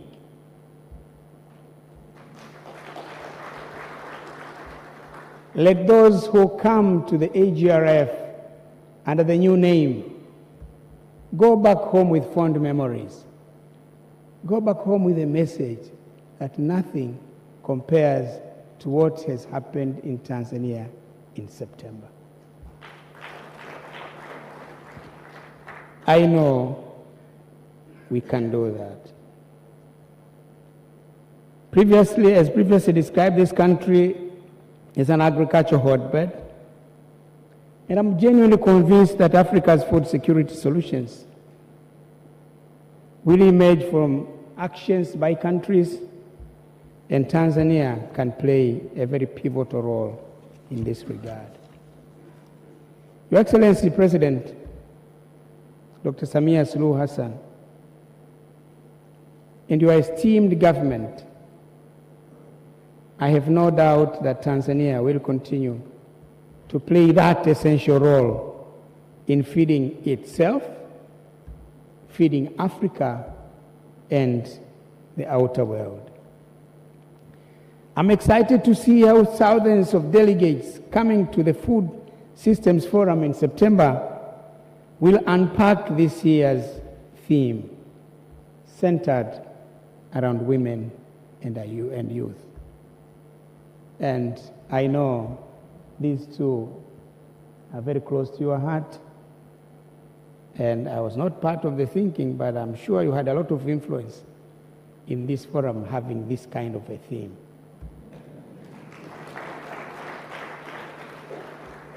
Asabashe na ulega, msimwangushe rais. Hakikisheni kwamba inafanikiwa kweli kweli, na kwamba kweli kweli inaonekana kwamba imelenga wanawake na vijana.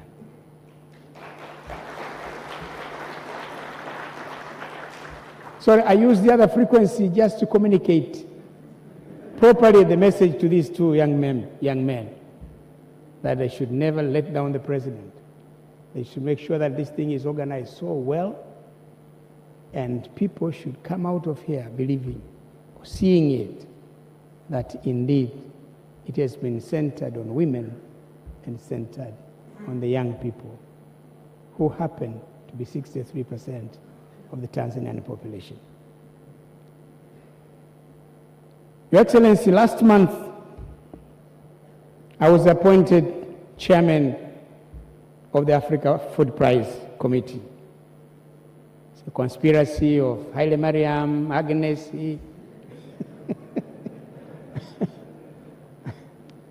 I could not attend the meeting. I was participating by Zoom. And then they said, no, we wait a bit. And then we've been discussing you. Say, discussing me? What have I done wrong? It's a very serious problem. What is it? We have appointed you chairman of the Africa Food Prize Committee. Madam President, that's the price of doing bad things. But I accepted it wholeheartedly because I have strong commitment to agriculture. I have strong commitment to making sure that the people of Tanzania feed themselves, but also the people of this continent also feed themselves, but also feed the world. 60% of the world's unused, not underused, unused arable land is in Africa. So we in Africa have the capacity of feeding this world, when in 2050 we'll be 9 billion. We're already 7 billion now. In 2050 we'll be 9 billion. And the biggest challenge then would be, how do we feed this 9 billion? And that responsibility now lies in the hands of Africa, who has 60% of the world's unused arable land. I believe we can rise to the challenge. But in this Africa Food Prize Committee, the prize that the winner gets, if my committee sits down and says, okay, fine, this one is the winner this year, it is $100,000. It's not a small prize. $100,000 ukapiga kwa hesabu ya TZS karibu 200 na mabilioni. So it's a lot of money. But it has been done deliberately to promote innovation,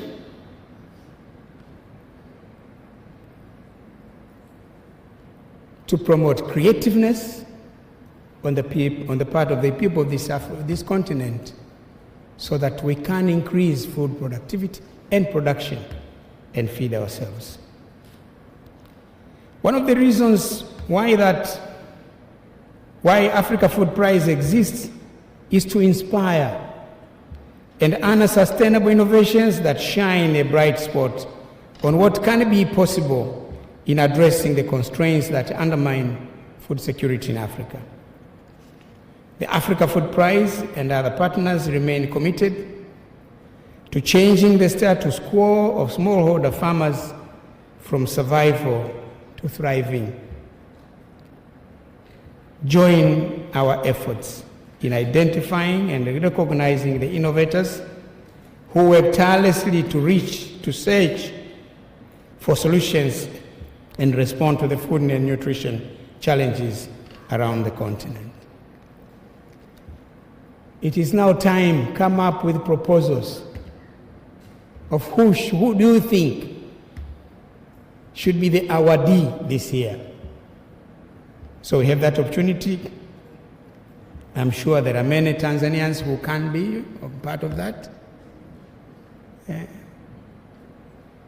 Kwa lugha mjini anasema changamkieni fursa. Tutapata $100,000. I want to invite you to engage with the Africa Food Prize, a vital part of the Food Systems Summit, because at the Food Systems Summit in September here, that's the time when we'll be giving the award. We do it at AGRF. I call upon us to participate in the nomination exercise by identifying outstanding individuals or organizations for the 2023 Food Prize, for Africa Food Prize. I'm excited to see the quality of the selections that are going to come. As I conclude, I want to recognize the efforts of Your Excellency, Madam President, Dr. Samia Suluhu Hassan, and your entire government in ensuring that youth and women are at the center of this country's food systems. Ladies and gentlemen, we must now work extra hard to derive local solutions to our hunger and nutrition challenges. The upcoming Food Systems Summit provides an excellent opportunity to establish the alliance, partnerships, and plans that will get us well on our feet. Madam President, Excellencies, ladies and gentlemen, thank you for your kind attention.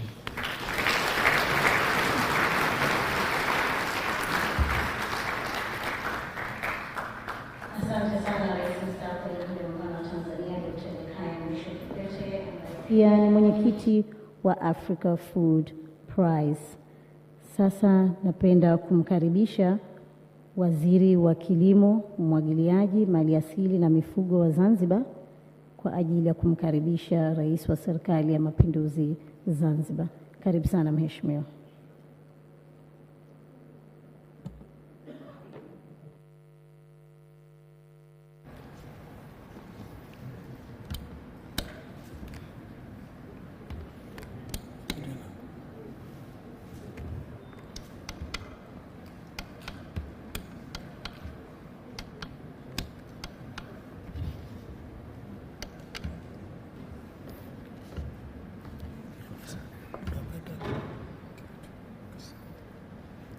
Mheshimiwa Daktari Samia Suluhu Hassan, Mheshimiwa Rais wa Jamhuri ya Muungano wa Tanzania, Mheshimiwa Waziri Mkuu,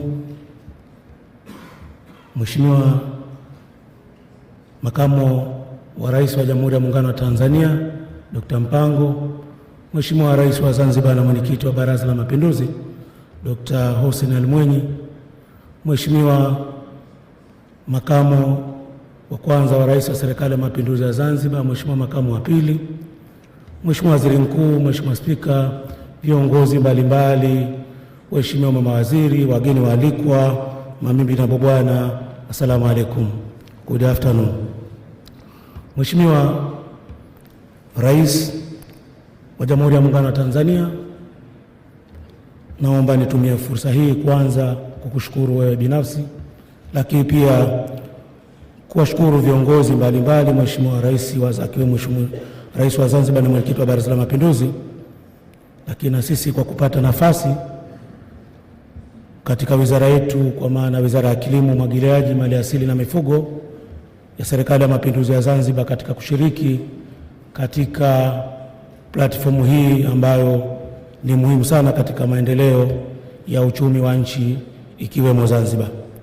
Mheshimiwa, najua jukumu langu ni kumkaribisha Mheshimiwa Rais, lakini naomba uridhie niseme machache kwa ruhusa yako Mheshimiwa. Kwa ujumla, kilimo cha Zanzibar kinachangia kiasi kikubwa, takriban 54%, licha ya udogo wa ardhi tuliokuwa nayo, kimeweza kuwa kinatoa mahitaji ya chakula. Hivyo basi kina mchango mkubwa katika kudhibiti mfumuko wa bei za chakula nchini, na kimsingi kilimo kimechangia takribani 25% kwa pato la taifa. Ukitoka mwaka 2021 kiliweza kuchangia kwa 24.6. Sasa hivi tumeweza kusogea, tumefikia kwa kiwango hicho. Mheshimiwa, vile vile kwa upande mwingine, sekta ya kilimo ni chanzo cha ajira kwa zaidi ya 70% kwa wanaoishi kwa wakazi wa Zanzibar, imeweza kuchangia katika zaidi ya robo katika uchumi wetu wa Zanzibar. Mheshimiwa Rais, mimi nataka nikuhakikishie kwa niaba ya Wizara ya Kilimo kwamba Wizara ya Kilimo inaendelea kufanya jitihada mbalimbali za kuona kwamba na sisi tunaendelea kuzalisha kwa kiwango na kwa jitihada kubwa ili kuendana na kukabiliana na mfuko wa bei na kukabiliana na utegemezi wa kuagiza bidhaa za nje.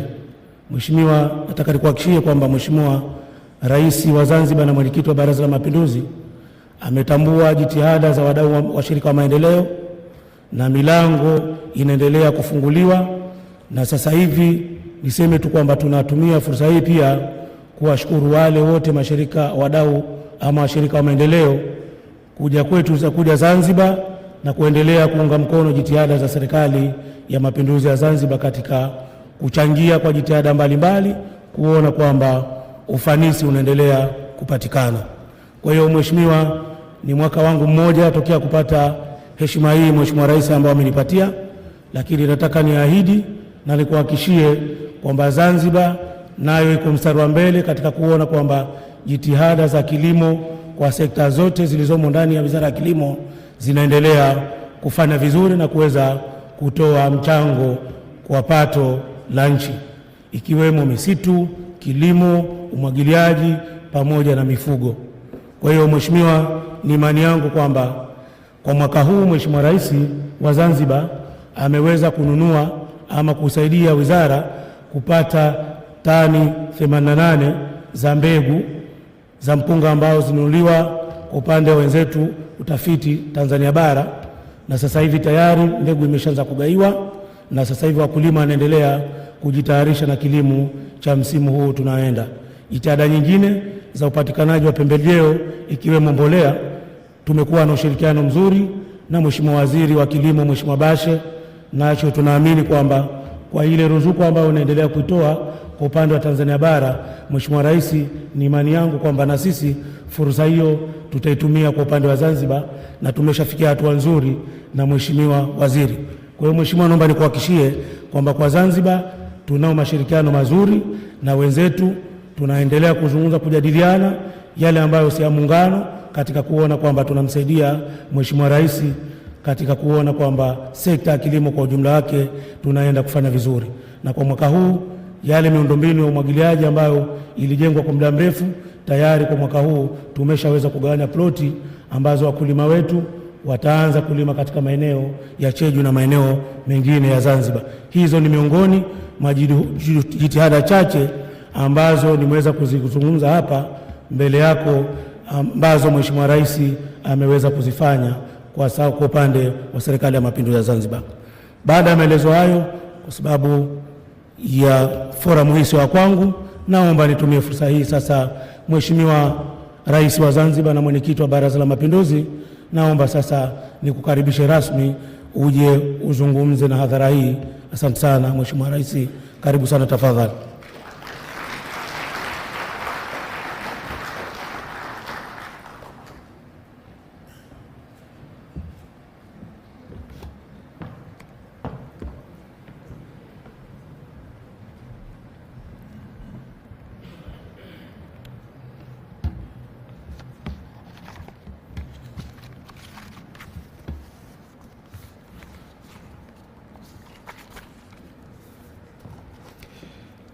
Mheshimiwa Dr. Samia Suluhu Hassan, Rais wa Jamhuri ya Muungano wa Tanzania, Mheshimiwa Philip Mpango, Makamu wa Rais wa Jamhuri ya Muungano, Mheshimiwa Kassim Majaliwa, Waziri Mkuu, Mheshimiwa Othman Masoud Othman, Makamu wa Kwanza wa Rais wa Zanzibar, Mheshimiwa Hemed Suleiman Abdallah, Makamu wa Pili wa Rais wa Zanzibar, Mheshimiwa Dr. Tulia Ackson, Spika wa Bunge la Jamhuri ya Muungano wa Tanzania, Mheshimiwa Dr. Jakaya Mrisho Kikwete, Rais mstaafu wa Tanzania, Mheshimiwa Hailemariam Desalegn, Waziri Mkuu mstaafu wa Ethiopia na mwenyekiti wa bodi ya AGRA, Mheshimiwa Dr. Agnes Kalibata, Rais wa AGRA, Waheshimiwa mawaziri mliopo, waheshimiwa mabalozi na wakuu wa mashirika ya kimataifa mliopo, washirika wa maendeleo, wawakilishi wa sekta binafsi, viongozi wa vyama vya siasa, wakuu wa vyombo vya ulinzi na usalama, viongozi wa dini, wanahabari, wageni waalikwa, mabibi na mabwana. Mheshimiwa Rais, awali ya yote naomba nianze kwa kumshukuru Mwenyezi Mungu mwingi wa rehema kwa kutujalia uhai na kutuwezesha kuhudhuria kwenye hafla hii ya uzinduzi wa Jukwaa la Mifumo ya Chakula Afrika kwa mwaka wa 2023, yani Africa Food Systems Forum 2023. Jukumu nililopewa leo ni kukukaribisha wewe uweze kuzungumza na hadhara hii, lakini kabla sijafanya hivyo, naomba uniruhusu niseme mambo mawili tu, kwa sababu waliozungumza kabla yangu wameshazungumza yote. La kwanza, Mheshimiwa Rais,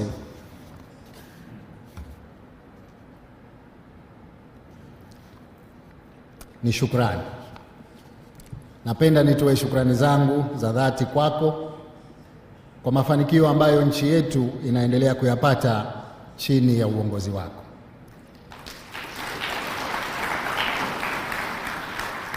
Ni dhahiri kuwa kutokana na kazi nzuri unayoifanya imewezesha Tanzania kuchaguliwa kuwa mwenyekiti wa mkutano huu.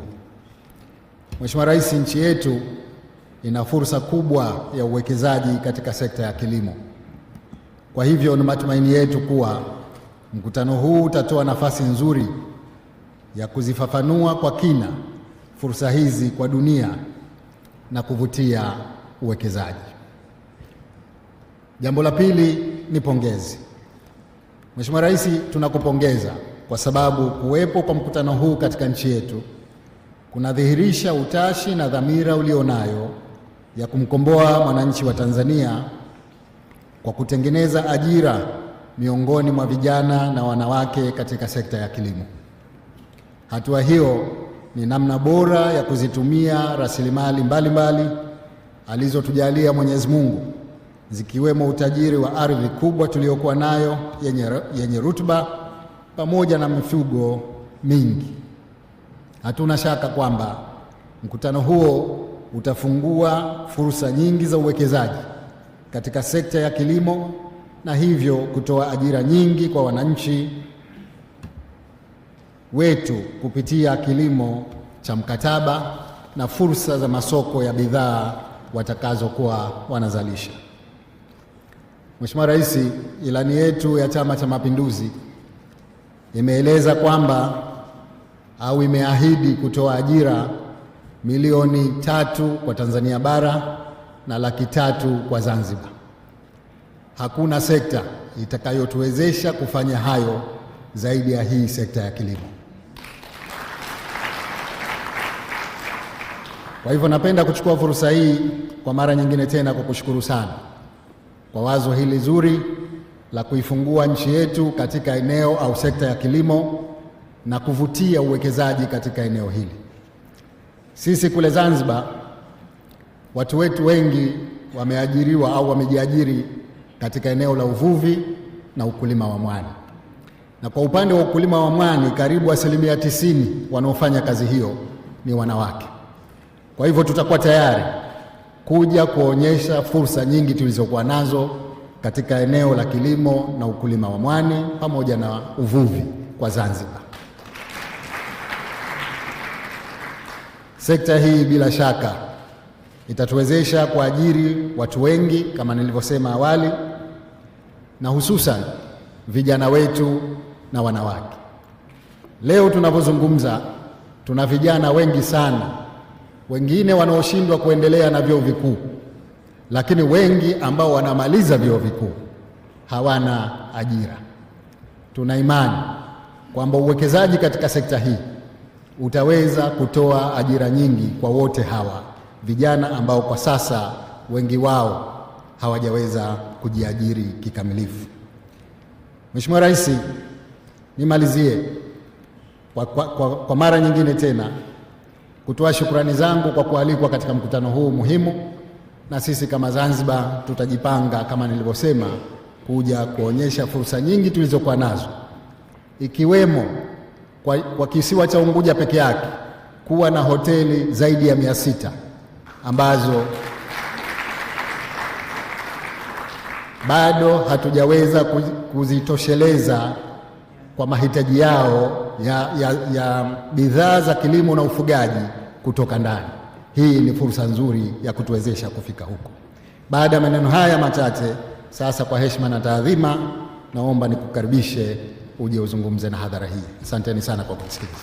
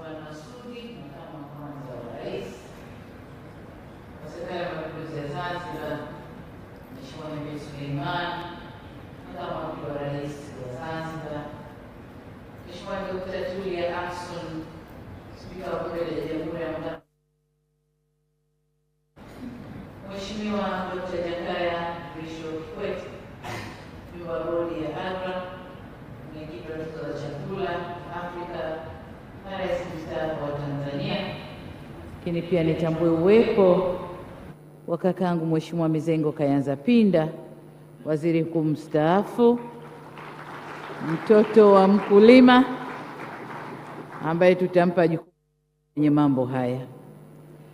Lakini pia Mheshimiwa Mariam Desalegn, mwenyekiti wa bodi ya Agra na Waziri Mkuu mstaafu wa Ethiopia, dada yangu Dr. Agnes Kalibata, rais wa Agra. Nitambue pia waliokuwa nasi kwa kutufuatilia kwa mitandao, Mheshimiwa Alvaro Lario, rais wa IFAD, lakini pia kaka yetu Masiwia, mwenyekiti au rais wa Econet. Waheshimiwa mawaziri, manaibu mawaziri, makatibu wakuu na viongozi wote wa serikali mliopo nasi, waheshimiwa wabunge wa kamati na wabunge wa mkoa huu, makatibu wakuu, viongozi, Dr. Kusiluka na ndugu yetu Zeina, wakuu wa vyombo vya ulinzi na usalama mlioko hapa, lakini kwenye makatibu wakuu ametambulishwa ndugu yetu Oliver Kamara, katibu mkuu kutoka Rwanda, lakini pia wenyeji wetu mkoa wa Dar es Salaam, mkuu wa mkoa na timu yako, tunawashukuru kwa kuturuhusu kufanya shughuli kwenye mkoa wenu. Waheshimiwa mabalozi, washirika wa maendeleo kutoka taasisi mbalimbali na sekta binafsi, washirika wa AGRA na washiriki wote mliopo na mnaofuatilia kwa njia ya mtandao, viongozi wetu wa dini, nimewaona baadhi yao wako hapa, viongozi wa dini, ndugu wanahabari na uturushia matangazo haya, mabibi na mabwana, Jamhuri ya Muungano wa Tanzania.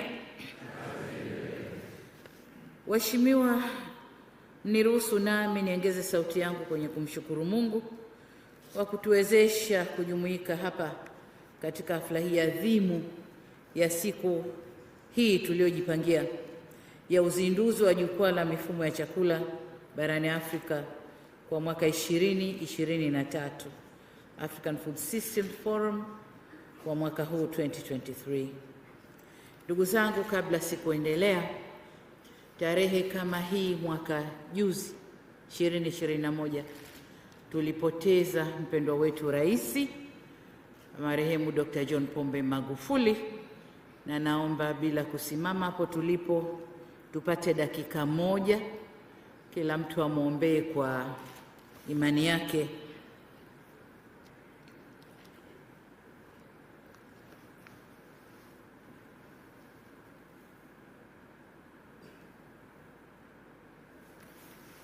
Mwenyezi Mungu ailaze roho yake pahali pema peponi. Amen. Ndugu zangu, kwa niaba ya serikali na wananchi wa Jamhuri ya Muungano wa Tanzania, napenda kushukuru kwa dhati uongozi wa Jukwaa la Mapinduzi ya Kijani barani Afrika, the African Green Revolution Forum AGRA, kwa kuipa Tanzania heshima ya kuwa mwenyeji wa jukwaa la mfumo wa chakula katika bara la Afrika kwa mwaka huu 2023. Nilikuwa na mazungumzo ya muda mrefu na Mheshimiwa Desalen, lakini pia Agnes, na wakati ule tunaanza mazungumzo sikudhani kama kweli Tanzania tunaweza leo kuwa hapa kuzindua baraza lile kuja kufanyika hapa mwaka huu. Nilikuwa naangalia kama haitawezekana, kama inawezekana. Tumekwenda na hii safari, lakini tulipofika hapa meona kabisa inawezekana, na nawashukuru sana kwa kunitia moyo na kuniambia unaweza, beba hiyo challenge na itawezekana. Kwa nashukuru sana. Lakini nimshukuru sana Mrisho Mpoto kwa message yake aliyotoa. Nataka nimwambie ninamfahamu vyema. Alivyosema tutume tukaseme huko, basi nadhani waziri utafanya mazungumzo naye ili umpe kazi ya kumtuma kwenda kusemea huko kuhusu kilimo na vijana. Lakini niseme hakika hii ni ishara ya imani kwa kukubalika kwa mageuzi mbalimbali tunayoendelea kutekeleza hasa katika sekta ya kilimo. Wenyeji wa mkutano huu una umuhimu kwa taifa letu ambapo zaidi ya 25% ya uchumi wetu unategemea sana sekta ya kilimo. Kwa miaka mingi kilimo chetu kilikuwa ni kilimo cha kujikimu na hatukwenda hasa kwenye kilimo cha biashara, ukiacha yale mazao ambayo kiutamaduni wetu ndio mazao yetu yalikuwa ya biashara: pamba, kahawa, chai na mazao kama hayo. Lakini mengine haya hatukwenda kibiashara, kwa tunalima tukujikimu. Sasa serikali kwa maksudi tumeamua kutoa kipaumbele kwa sekta hii ya kilimo, na sababu nitazisema baadaye. Na ni matumaini yangu kuwa kufanyika kwa mkutano huu ni hatua moja mbele na mwanzo mzuri wa kupatikana kwa matokeo tunayoyatarajia kwenye sekta hii ya kilimo. Lakini niseme shukrani zangu pia ni kwa wote waliojitoa kwa hali na mali kufanikisha shughuli yetu ya leo. Kwa wageni wetu mliotoka mbali, poleni kwa safari, karibuni Tanzania. Pamoja na wale ambao wanatufuatilia kwenye mitandao, tunawaambia asanteni sana kwa kujumuika nasi. Najua nyote ni wakereketwa wa kilimo, na kwa pamoja tutashirikiana kuhakikisha kuwa swala la usalama wa chakula na lishe au lishe bora ni ajenda ya kila mmoja wetu. Tumesikia hapa historia nzuri ya au maana na kazi zao AGRF na AGRA ambayo sitaki kuirudia, lakini tumemsikia pia Rais mstaafu Dr. Jakaya Kikwete akituambia kwamba Tanzania ilishawahi kufanya mkutano wa AGRF mwaka 2012 na mkutano ule kwa kiasi ulichangia maendeleo ya kilimo tulionayo leo. Kwa niseme sasa, kwa Tanzania kuwa tena mwenyeji wa jukwaa hili ni hatua nyingine ya kuitangaza dunia kwamba au kuitangazia dunia kwamba nchi yetu ina lengo la kuwa ghala la chakula kwa Afrika. Hivyo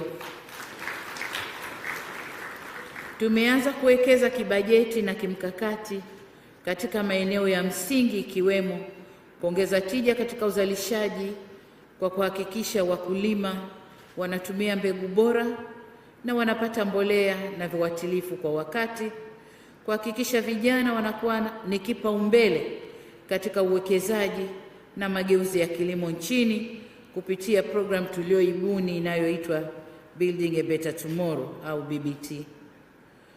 Kuwekeza kwenye utafiti na kufungua masoko mapya ya kimataifa ya mazao, kujenga miundombinu ya umwagiliaji inayozingatia mabadiliko ya tabia nchi, kuweka mazingira jumuishi ya sekta binafsi kushiriki katika mnyororo wa thamani katika kilimo na kupunguza upotevu wa mazao baada ya kuvunwa, hasa mazao ya mboga mboga na matunda. Ndugu zangu, kupitia jukwaa hili wazalishaji, wawekezaji, watu mashuhuri duniani na wafanyabiashara zaidi ya 3,000 watapata wasaa wa kujadiliana namna ya kuendeleza sekta ya kilimo, kutangaza utalii, biashara na fursa za uwekezaji zilizopo nchini. Hatua hii itachangia kuongezeka kwa uwekezaji katika sekta ya kilimo nchini, kukuza utalii, kuimarika kwa masoko na teknolojia kwa faida ya Tanzania, Afrika na dunia kwa ujumla. Tanzania ina historia ndefu kuhusu mapinduzi ya kilimo, na wakati wote tulikuwa tunajua kwamba kilimo ndio sekta muhimu kwa uchumi wa nchi yetu. Kwa hiyo mapinduzi ya kilimo yamekuwa yakitokea awamu moja kwenda nyingine na yamechangia kampeni mbalimbali hapa Tanzania, ikiwemo kilimo cha kufa na kupona, lakini tuliingia pia kwenye kampeni ya kilimo kwanza, na sasa kilimo ni biashara. Mikakati hii yote ya tangu Tanzania ipate uhuru imeweka misingi imara katika uzalishaji kwenye sekta ya kilimo, ambayo sasa imeifanya nchi yetu kuweza kujitegemea kwa chakula. Nchi yetu Tanzania inajitegemea kwa chakula, ukiacha mazao machache ambayo tunaagiza. Mafanikio yengi yamepatikana, ikiwemo uanzishaji wa taasisi za utafiti, Chuo Kikuu cha Kilimo Sokoine, uanzishaji wa taasisi na bodi simamizi na mazao na mbegu, uanzishaji wa korido ya kilimo ya kusini mwa Tanzania, na mtazamo wetu ni kuanzisha corridors nyingine za kilimo katika maeneo mengine ya Tanzania, pamoja na kujenga mazingira wezeshi ya sekta binafsi katika mnyororo wa thamani. Lakini kwa sababu tuko na Dr. Jakaya Kikwete, nimshukuru sana kwamba wakati wake kazi ya kukuza kilimo nayo ilifanywa vizuri, lakini ameendelea kuifanyia kazi sekta hiyo Afrika na duniani, na leo kuwa mwenyekiti wa World Food Prize, jukwaa hilo la dunia. Hongera sana mheshimiwa, tunakushukuru sana. Ndugu zangu, serikali imejikita kuhakikisha nchi inajitosheleza kwenye mazao mengine machache ambayo bado tunaagiza kutoka nje. Mazao ambayo tunaagiza kutoka nje, tunaagiza ngano, mafuta ya kula, sukari na sukari, pamoja na kutatua changamoto ya kuwepo na tija ndogo katika kilimo na kuhakikisha mkulima ananufaika moja kwa moja. Kwa tumesema kwamba tunajitosheleza, lakini kuna mazao ambayo bado, ngano ni mojawapo. Lakini nataka niseme kwamba tuna mpango kamili wa kuhakikisha tunafufua mashamba yote ya ngano na yanalimwa kisasa. Lakini kwenye mafuta ya kula tumejipanga vizuri kwa kutumia vijana wetu kwenda kuzalisha mafuta ya kula kule Kigoma Michikichi na maeneo mengine Nazi. Tunakwenda kujipanga vyema kuhakikisha tunakwenda kujitosheleza kwenye mafuta ya kula pia. Kwa upande wa sukari, nilikuwa nasoma taarifa hivi karibuni na nikakuta sukari tumetoka kwenye pengo kubwa la kuto kujitosheleza kwa sukari, lakini tumeshuka vizuri, na mpaka mwaka huu tulionao pengo letu ni tani 30,000 tu, ambazo kwa mwakani viwanda vinavyokuja kujengwa na viwanda vinavyotanuliwa vinavyoongeza uzalishaji, tunakwenda kupunguza zaidi pengo la sukari. Tutakwenda kujielekeza sasa kwenye kuzalisha sukari ya viwandani, lakini sukari ya kutumiwa na wananchi tunakwenda kujitosheleza. Kwa hilo ndilo lengo la serikali, kujitosheleza kwa chakula, lakini pia kwa ghala la chakula kwa Afrika. Lengo letu kubwa ni kuhakikisha kuwa hadi kufikia mwaka 2030 kupitia mkakati wetu wa ajenda 1030 kilimo ni biashara, tunafikia lengo la kuweza kuifanya sekta ya kilimo ichangie kwa 30% kwenye ukuaji wa pato la taifa, lakini pia kuhakikisha Tanzania inajitosheleza kwa chakula na kulisha nchi jirani na ikiwezekana bara la Afrika, kwa sababu tunasema chakula ndio usalama wa nchi, na bila chakula nchi zetu zinakuwa haziko salama. Kwa lazima tuhakikishe tuna chakula cha kutosha ili kulinda usalama wa nchi zetu.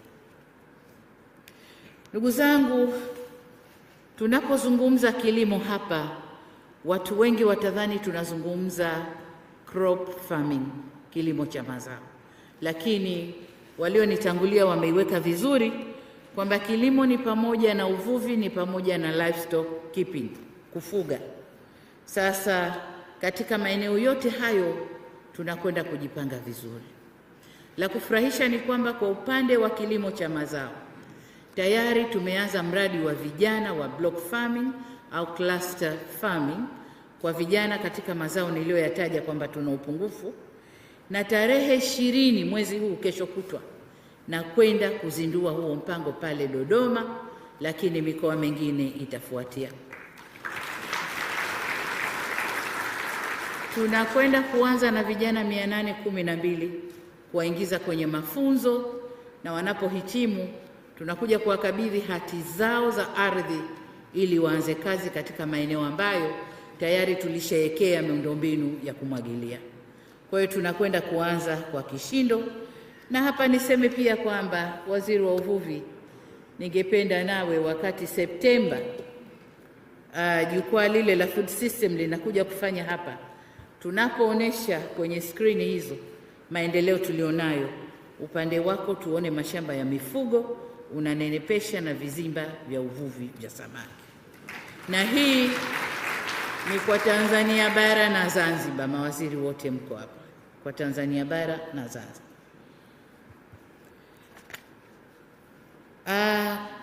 katika subsekta za kilimo kuna sekta muhimu ambayo huwa hatuiangalii sana, na hii ni sekta ya mazingira na mabadiliko ya tabia nchi. Lazima tuitupie jicho ipasavyo, lazima tuifanyie kazi ipasavyo. Tumezoea kutegemea misaada ndio tufanyie kazi mazingira yetu, lakini kama misaada haiji, lazima tujifunge huku ndani na tuwe na mpango kabambe. Tunakwenda kuyafanyia kazi vipi mazingira yetu, kuwashirikisha wananchi wetu ili kilimo chetu kiende kama tunavyokikusudia.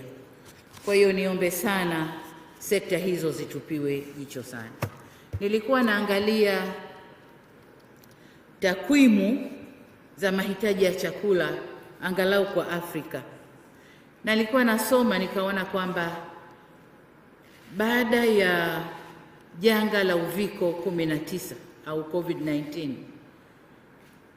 shocks za kiusalama za dunia zilizopo sasa pamoja na mabadiliko ya tabia nchi yamefanya dunia kuwa na uhaba mkubwa wa chakula.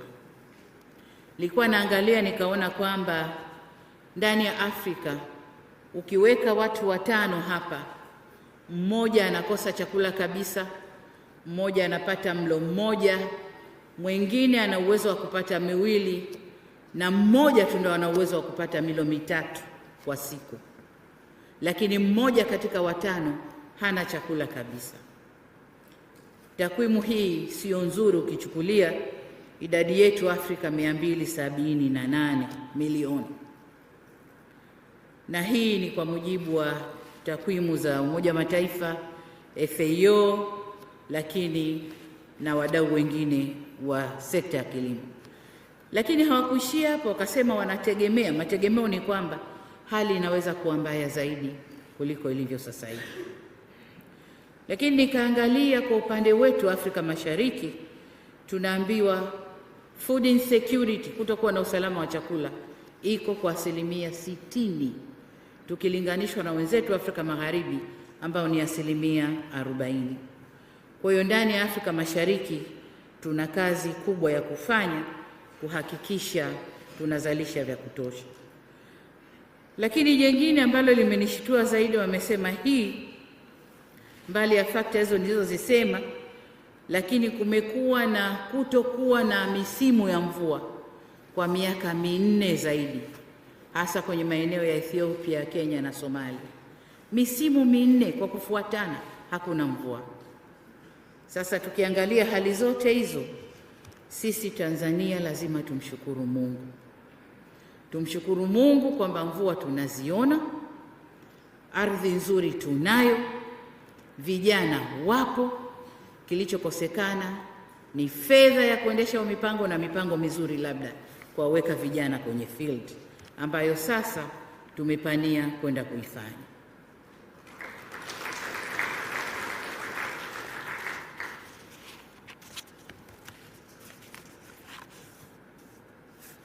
Tarehe 25-27 Januari mwaka huu nilishiriki mkutano wa wakuu wa nchi za Afrika kuhusu utoshelevu na ustahimilivu wa chakula uliofanyika kule Dakar, Senegal. Na kule ndiko ndugu zangu Desalene na Agnes waliko nibana kweli kweli, lazima uivalie njuga hii Tanzania, una vitu vyote, lazima you take it. Nami nikapiga kifua, nimekubali, nitachukua. Hasa katika mkutano huo viongozi wa Afrika tulitoa tamko la kutekeleza mikakati ya kujitosheleza kwa chakula na kufungua fursa za kuongeza uzalishaji wa chakula barani Afrika. Ili kutekeleza tamko hilo, tuliazimia kuwa pamoja na mambo mengine tuunde mabaraza ya kukuza kilimo na kuongeza uzalishaji wa chakula. Napenda niwajulishe kwamba tayari serikali ya Jamhuri ya Muungano wa Tanzania tumeshaunda baraza hilo la kuangalia utoshelevu wa chakula Tanzania, au tunaita Presidential Food and Agriculture Delivery Bureau, na baraza hili litakuwa na wajumbe hawa wafuatao. Mheshimiwa Mizengo Kayanza Pinda, Waziri Mkuu mstaafu wa Jamhuri ya Muungano wa Tanzania, ambaye pia atakuwa mwenyekiti wa baraza. Mtoto wa mkulima, miaka yake yote alikuwa anasema mimi ni mtoto wa mkulima. Sasa mwanga mpe nani? Mchawi mpe mtoto ale, sio? Mheshimiwa Waziri Mkuu, tunakukabidhi baraza la kukuza kilimo Tanzania. Lakini wajumbe wengine watakuwa ni Mheshimiwa Haile Mariam Desalegn, ambaye pia atakuwa ni mjumbe wa baraza letu, na yeye tumemweka kwa sababu yuko machimboni huko, lakini kubwa ni yeye aliyesema Tanzania move move move. So katika ule mwendo yeye ndio atakuwa anatusukuma tuende huo mwendo. Tumemweka pia Bwana Geoffrey Kirenga, mkurugenzi mtendaji wa SAGOT, na hii ni kwa sababu ya performance nzuri katika eneo lile ukanda wa SAGOT, na tunataka utumie experience hiyo hiyo kufungua zoni nyingine za kilimo ndani ya Tanzania. Lakini pia tuna Bwana Andrew Masawe ambaye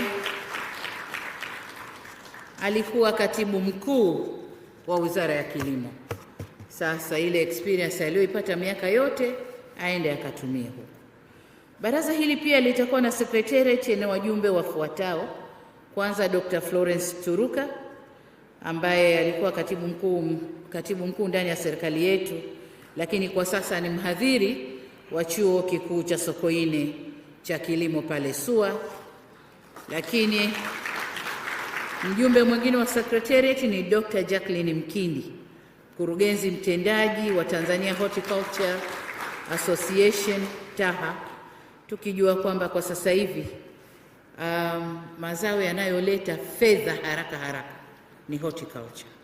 Kwa hiyo tunakuweka huko kawaingize vijana kwenye horticulture, ni quick win sector, tuuze tupate fedha haraka. Lakini pia mjumbe mwingine wa secretariat ni Dr. Mwatima Juma. Yeye ni mwenyekiti wa Tanzania Organic Agriculture Movement au TOAM. Kwa hiyo hili ndio baraza na wajumbe wa secretariat. Tunawatakia kazi njema, na kwa namna ya pekee napenda kuchukua fursa hii kumshukuru sana Mheshimiwa Desalegn kwa kukubali uteuzi wetu. Tulimconsult kwanza na akasema go ahead, niko nyuma yenu. Kwa hiyo tunashukuru sana. Nia ya serikali ni kushirikiana na wenzetu kutekeleza azma ya nchi za Afrika kujitosheleza kwa chakula. Penda nitumie fursa ya mkutano huu pia kuzindua rasmi baraza hili siku ya leo. Kwa hiyo kesho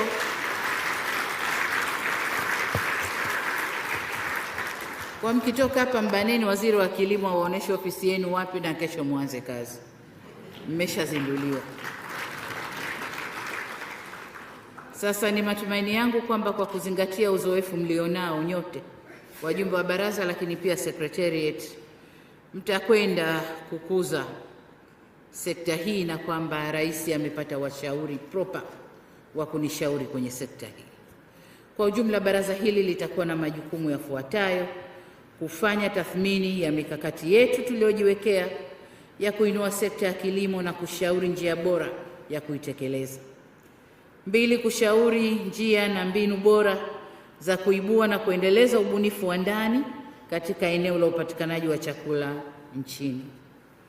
3, kushauri njia bora za kuimarisha sekta ya fedha na kuwezesha upatikanaji wa mitaji na fedha kwa wawekezaji na wakulima nchini. Na nimefurahi mabenki yako hapa, na hongereni na asanteni kwa kuitikia wito wa kushusha riba. Mmefika 9%, na imani jinsi tunavyokwenda mtaangalia njia za kuweza kushuka zaidi. Nilikuwa nazungumza sekta ya fedha. Kwenye sekta ya fedha ikiwemo kuimarisha mifumo ya dhamana za mikopo kwa wakulima na uimarishaji wa vyama vya kuweka na kukopa kule kwa wakulima wenyewe. Lakini jingine ni kushauri kuhusu njia na mifumo bora ya kuimarisha ushirikiano wa sekta binafsi na serikali katika uwekezaji kwenye sekta ya kilimo. Jana nilikuwa Afrika ya Kusini. Katika mazungumzo yetu kwenye baraza lile la biashara baina ya Tanzania na Afrika Kusini, tukaona kwamba Afrika ya Kusini wanaagiza kiwango kikubwa cha mchele kutoka Vietnam. Kwa tukawaambia Tanzania sisi tuna hekta 22 milioni ambazo zinaweza kupandwa mpunga na kutumia irrigation.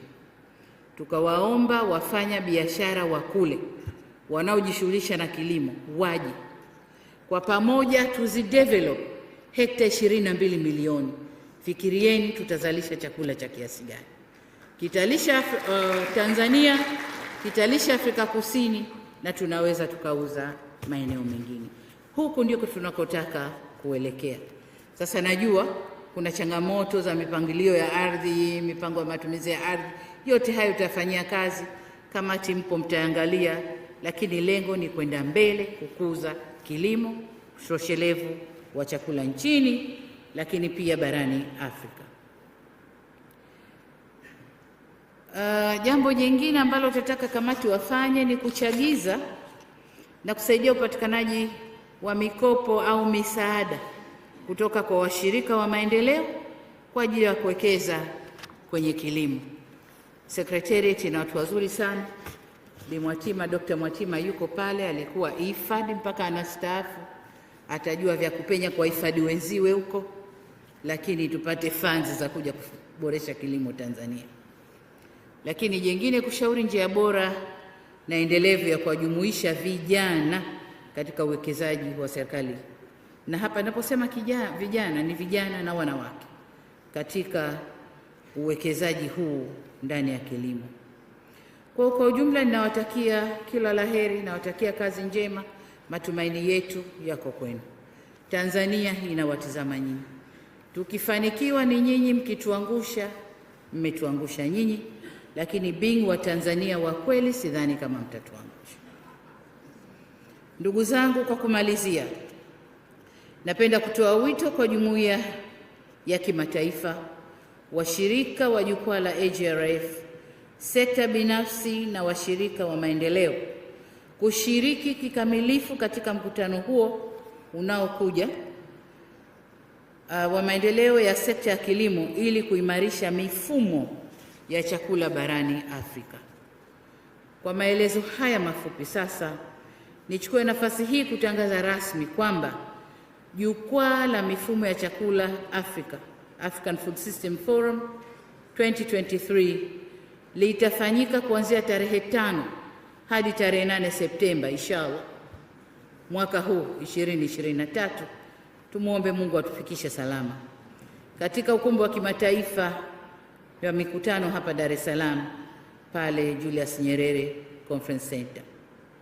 Ndugu zangu, haya yote tuliyoyataja yanataka fedha, na moja kati ya changamoto kwa vijana na wanawake ni mtaji wa kuwekeza kwenye kilimo. Tumejipanga kutoa misaada ya inputs za kilimo, mbolea, viuatilifu, mbegu bora na yale yote mengine yatakayotakiwa. Kwa maana hiyo tumeunda mfuko unaitwa AGTIF, Agricultural Trust Fund ya Tanzania, AGTIF. Mfuko huu utakwenda kuwa na fedha za kununua yote niliyoyasema kwa ajili ya mashamba ya vijana, lakini na yale mengine yanayotakiwa kwa kukuza kilimo Tanzania. Hivyo niwaombe mashirika ya kimataifa, sekta binafsi, wafanya biashara na wote ambao watakuwa kwenye hali nzuri watushike mkono, watuchangie kwenye mfuko huu, na nimeambiwa kazi hii itafanyika baadaye hapo kidogo. Niwaombe sana tuchangieni mfuko huu ili tukuze kilimo Tanzania. Hii ni mara yangu ya pili kusimama kama rais kuomba kuchangiwa kwenye mfuko ili twende tukafanye kitu. Mara ya kwanza nadhani ilikuwa mwaka juzi 2021, nilisimama na kuomba wafanyabiashara wanichangie niende nikafanye royal tour nikuze utalii Tanzania. Na furaha kusema ile mission imekuwa very well accomplished. Watalii wanakuja, Tanzania inanufaika.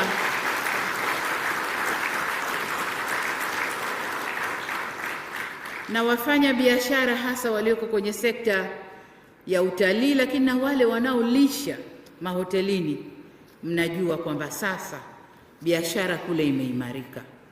Narudi tena mara ya pili kuomba nichangiwe ili nende nikakuze mfuko wa kilimo, niimarishe kilimo Tanzania.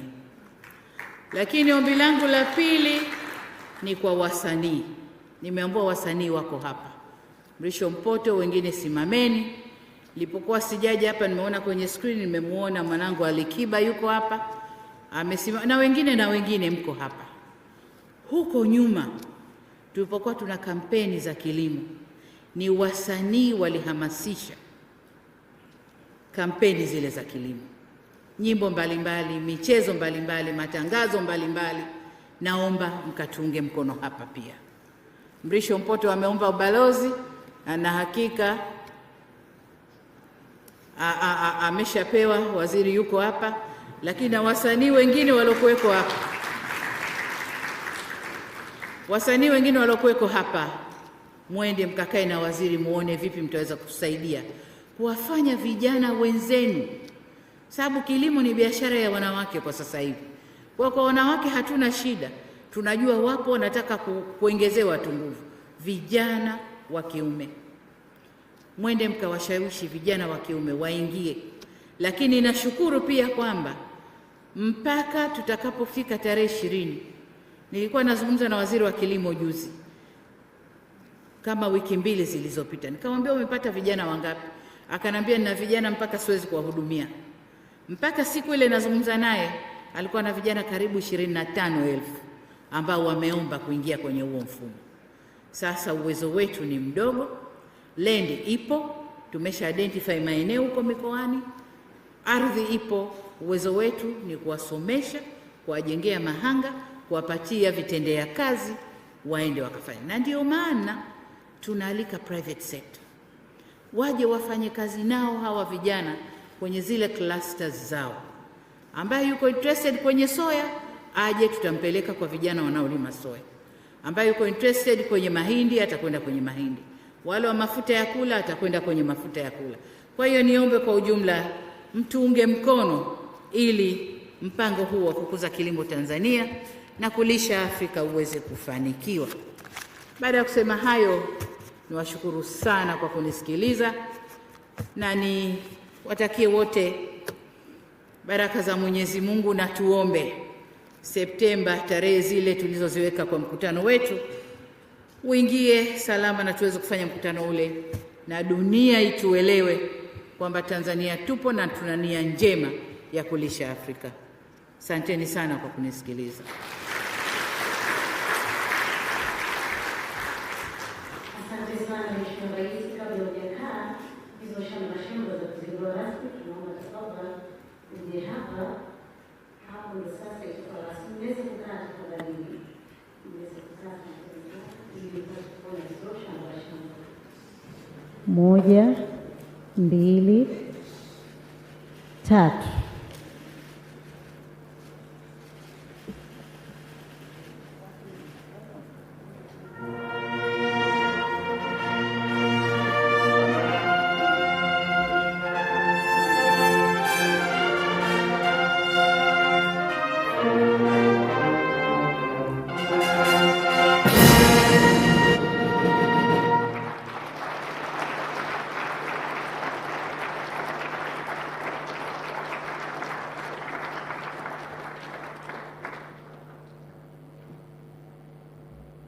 Asanteni sana wageni wote waalikwa, na tumemaliza hatua ya kwanza ya shughuli yetu hii.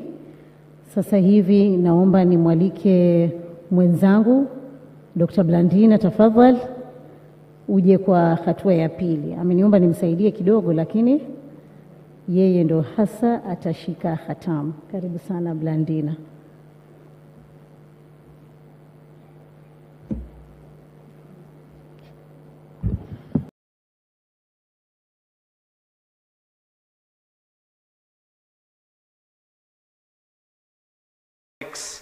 Vegetable seeds, and we won't tell the Minister of Health, but we also buy tobacco. We sell a number of products, such as steel and chemical products that are used by Tanzanian industry, helping to industrialize Tanzania. We sell tanker trailers and mining equipment used in the mining sector in Tanzania. We sell insecticide and fungicide as well as rodenticide, that's the ones used for rats, that are used in Tanzanian agriculture. We sell tires used by motorists and food products used by consumers. Last year was a good year for trade, reaching 8.7 billion rand. That is 33 million rand of trade every working day between our two countries, and that excludes gold. Because a lot of Tanzanian gold, some 12, 13 billion rand of it, comes to South Africa. It's refined at the Rand refinery and then sold on bullion markets elsewhere in the world. So we can both buy more. We need, as South Africa, to buy more Tanzanian products. We need Tanzanian consumers to buy more South African products. Who best to tell us how to buy and sell and invest more than the private sectors of those two countries? And so it's my pleasure to call on the representatives of the private sector to come forward, and I'm going to ask you to welcome Mr. Gagan Santosh, the chairman of Kamal Steel and a member of the Tanzanian Private Sector Foundation. And I'd like him to be accompanied by Mr. Dr. Stavros Nikolai, a senior executive at Aspen Pharmacare and board member of Business Unity South Africa. And I'm going to give them the floor to tell us how they see us expanding the business opportunity between the two countries. May I invite the two business representatives to come forward, and I'm going to give Mr. Gagan Santosh the first opportunity, and he will then be followed by Dr. Nikolai. Please, the podium is yours.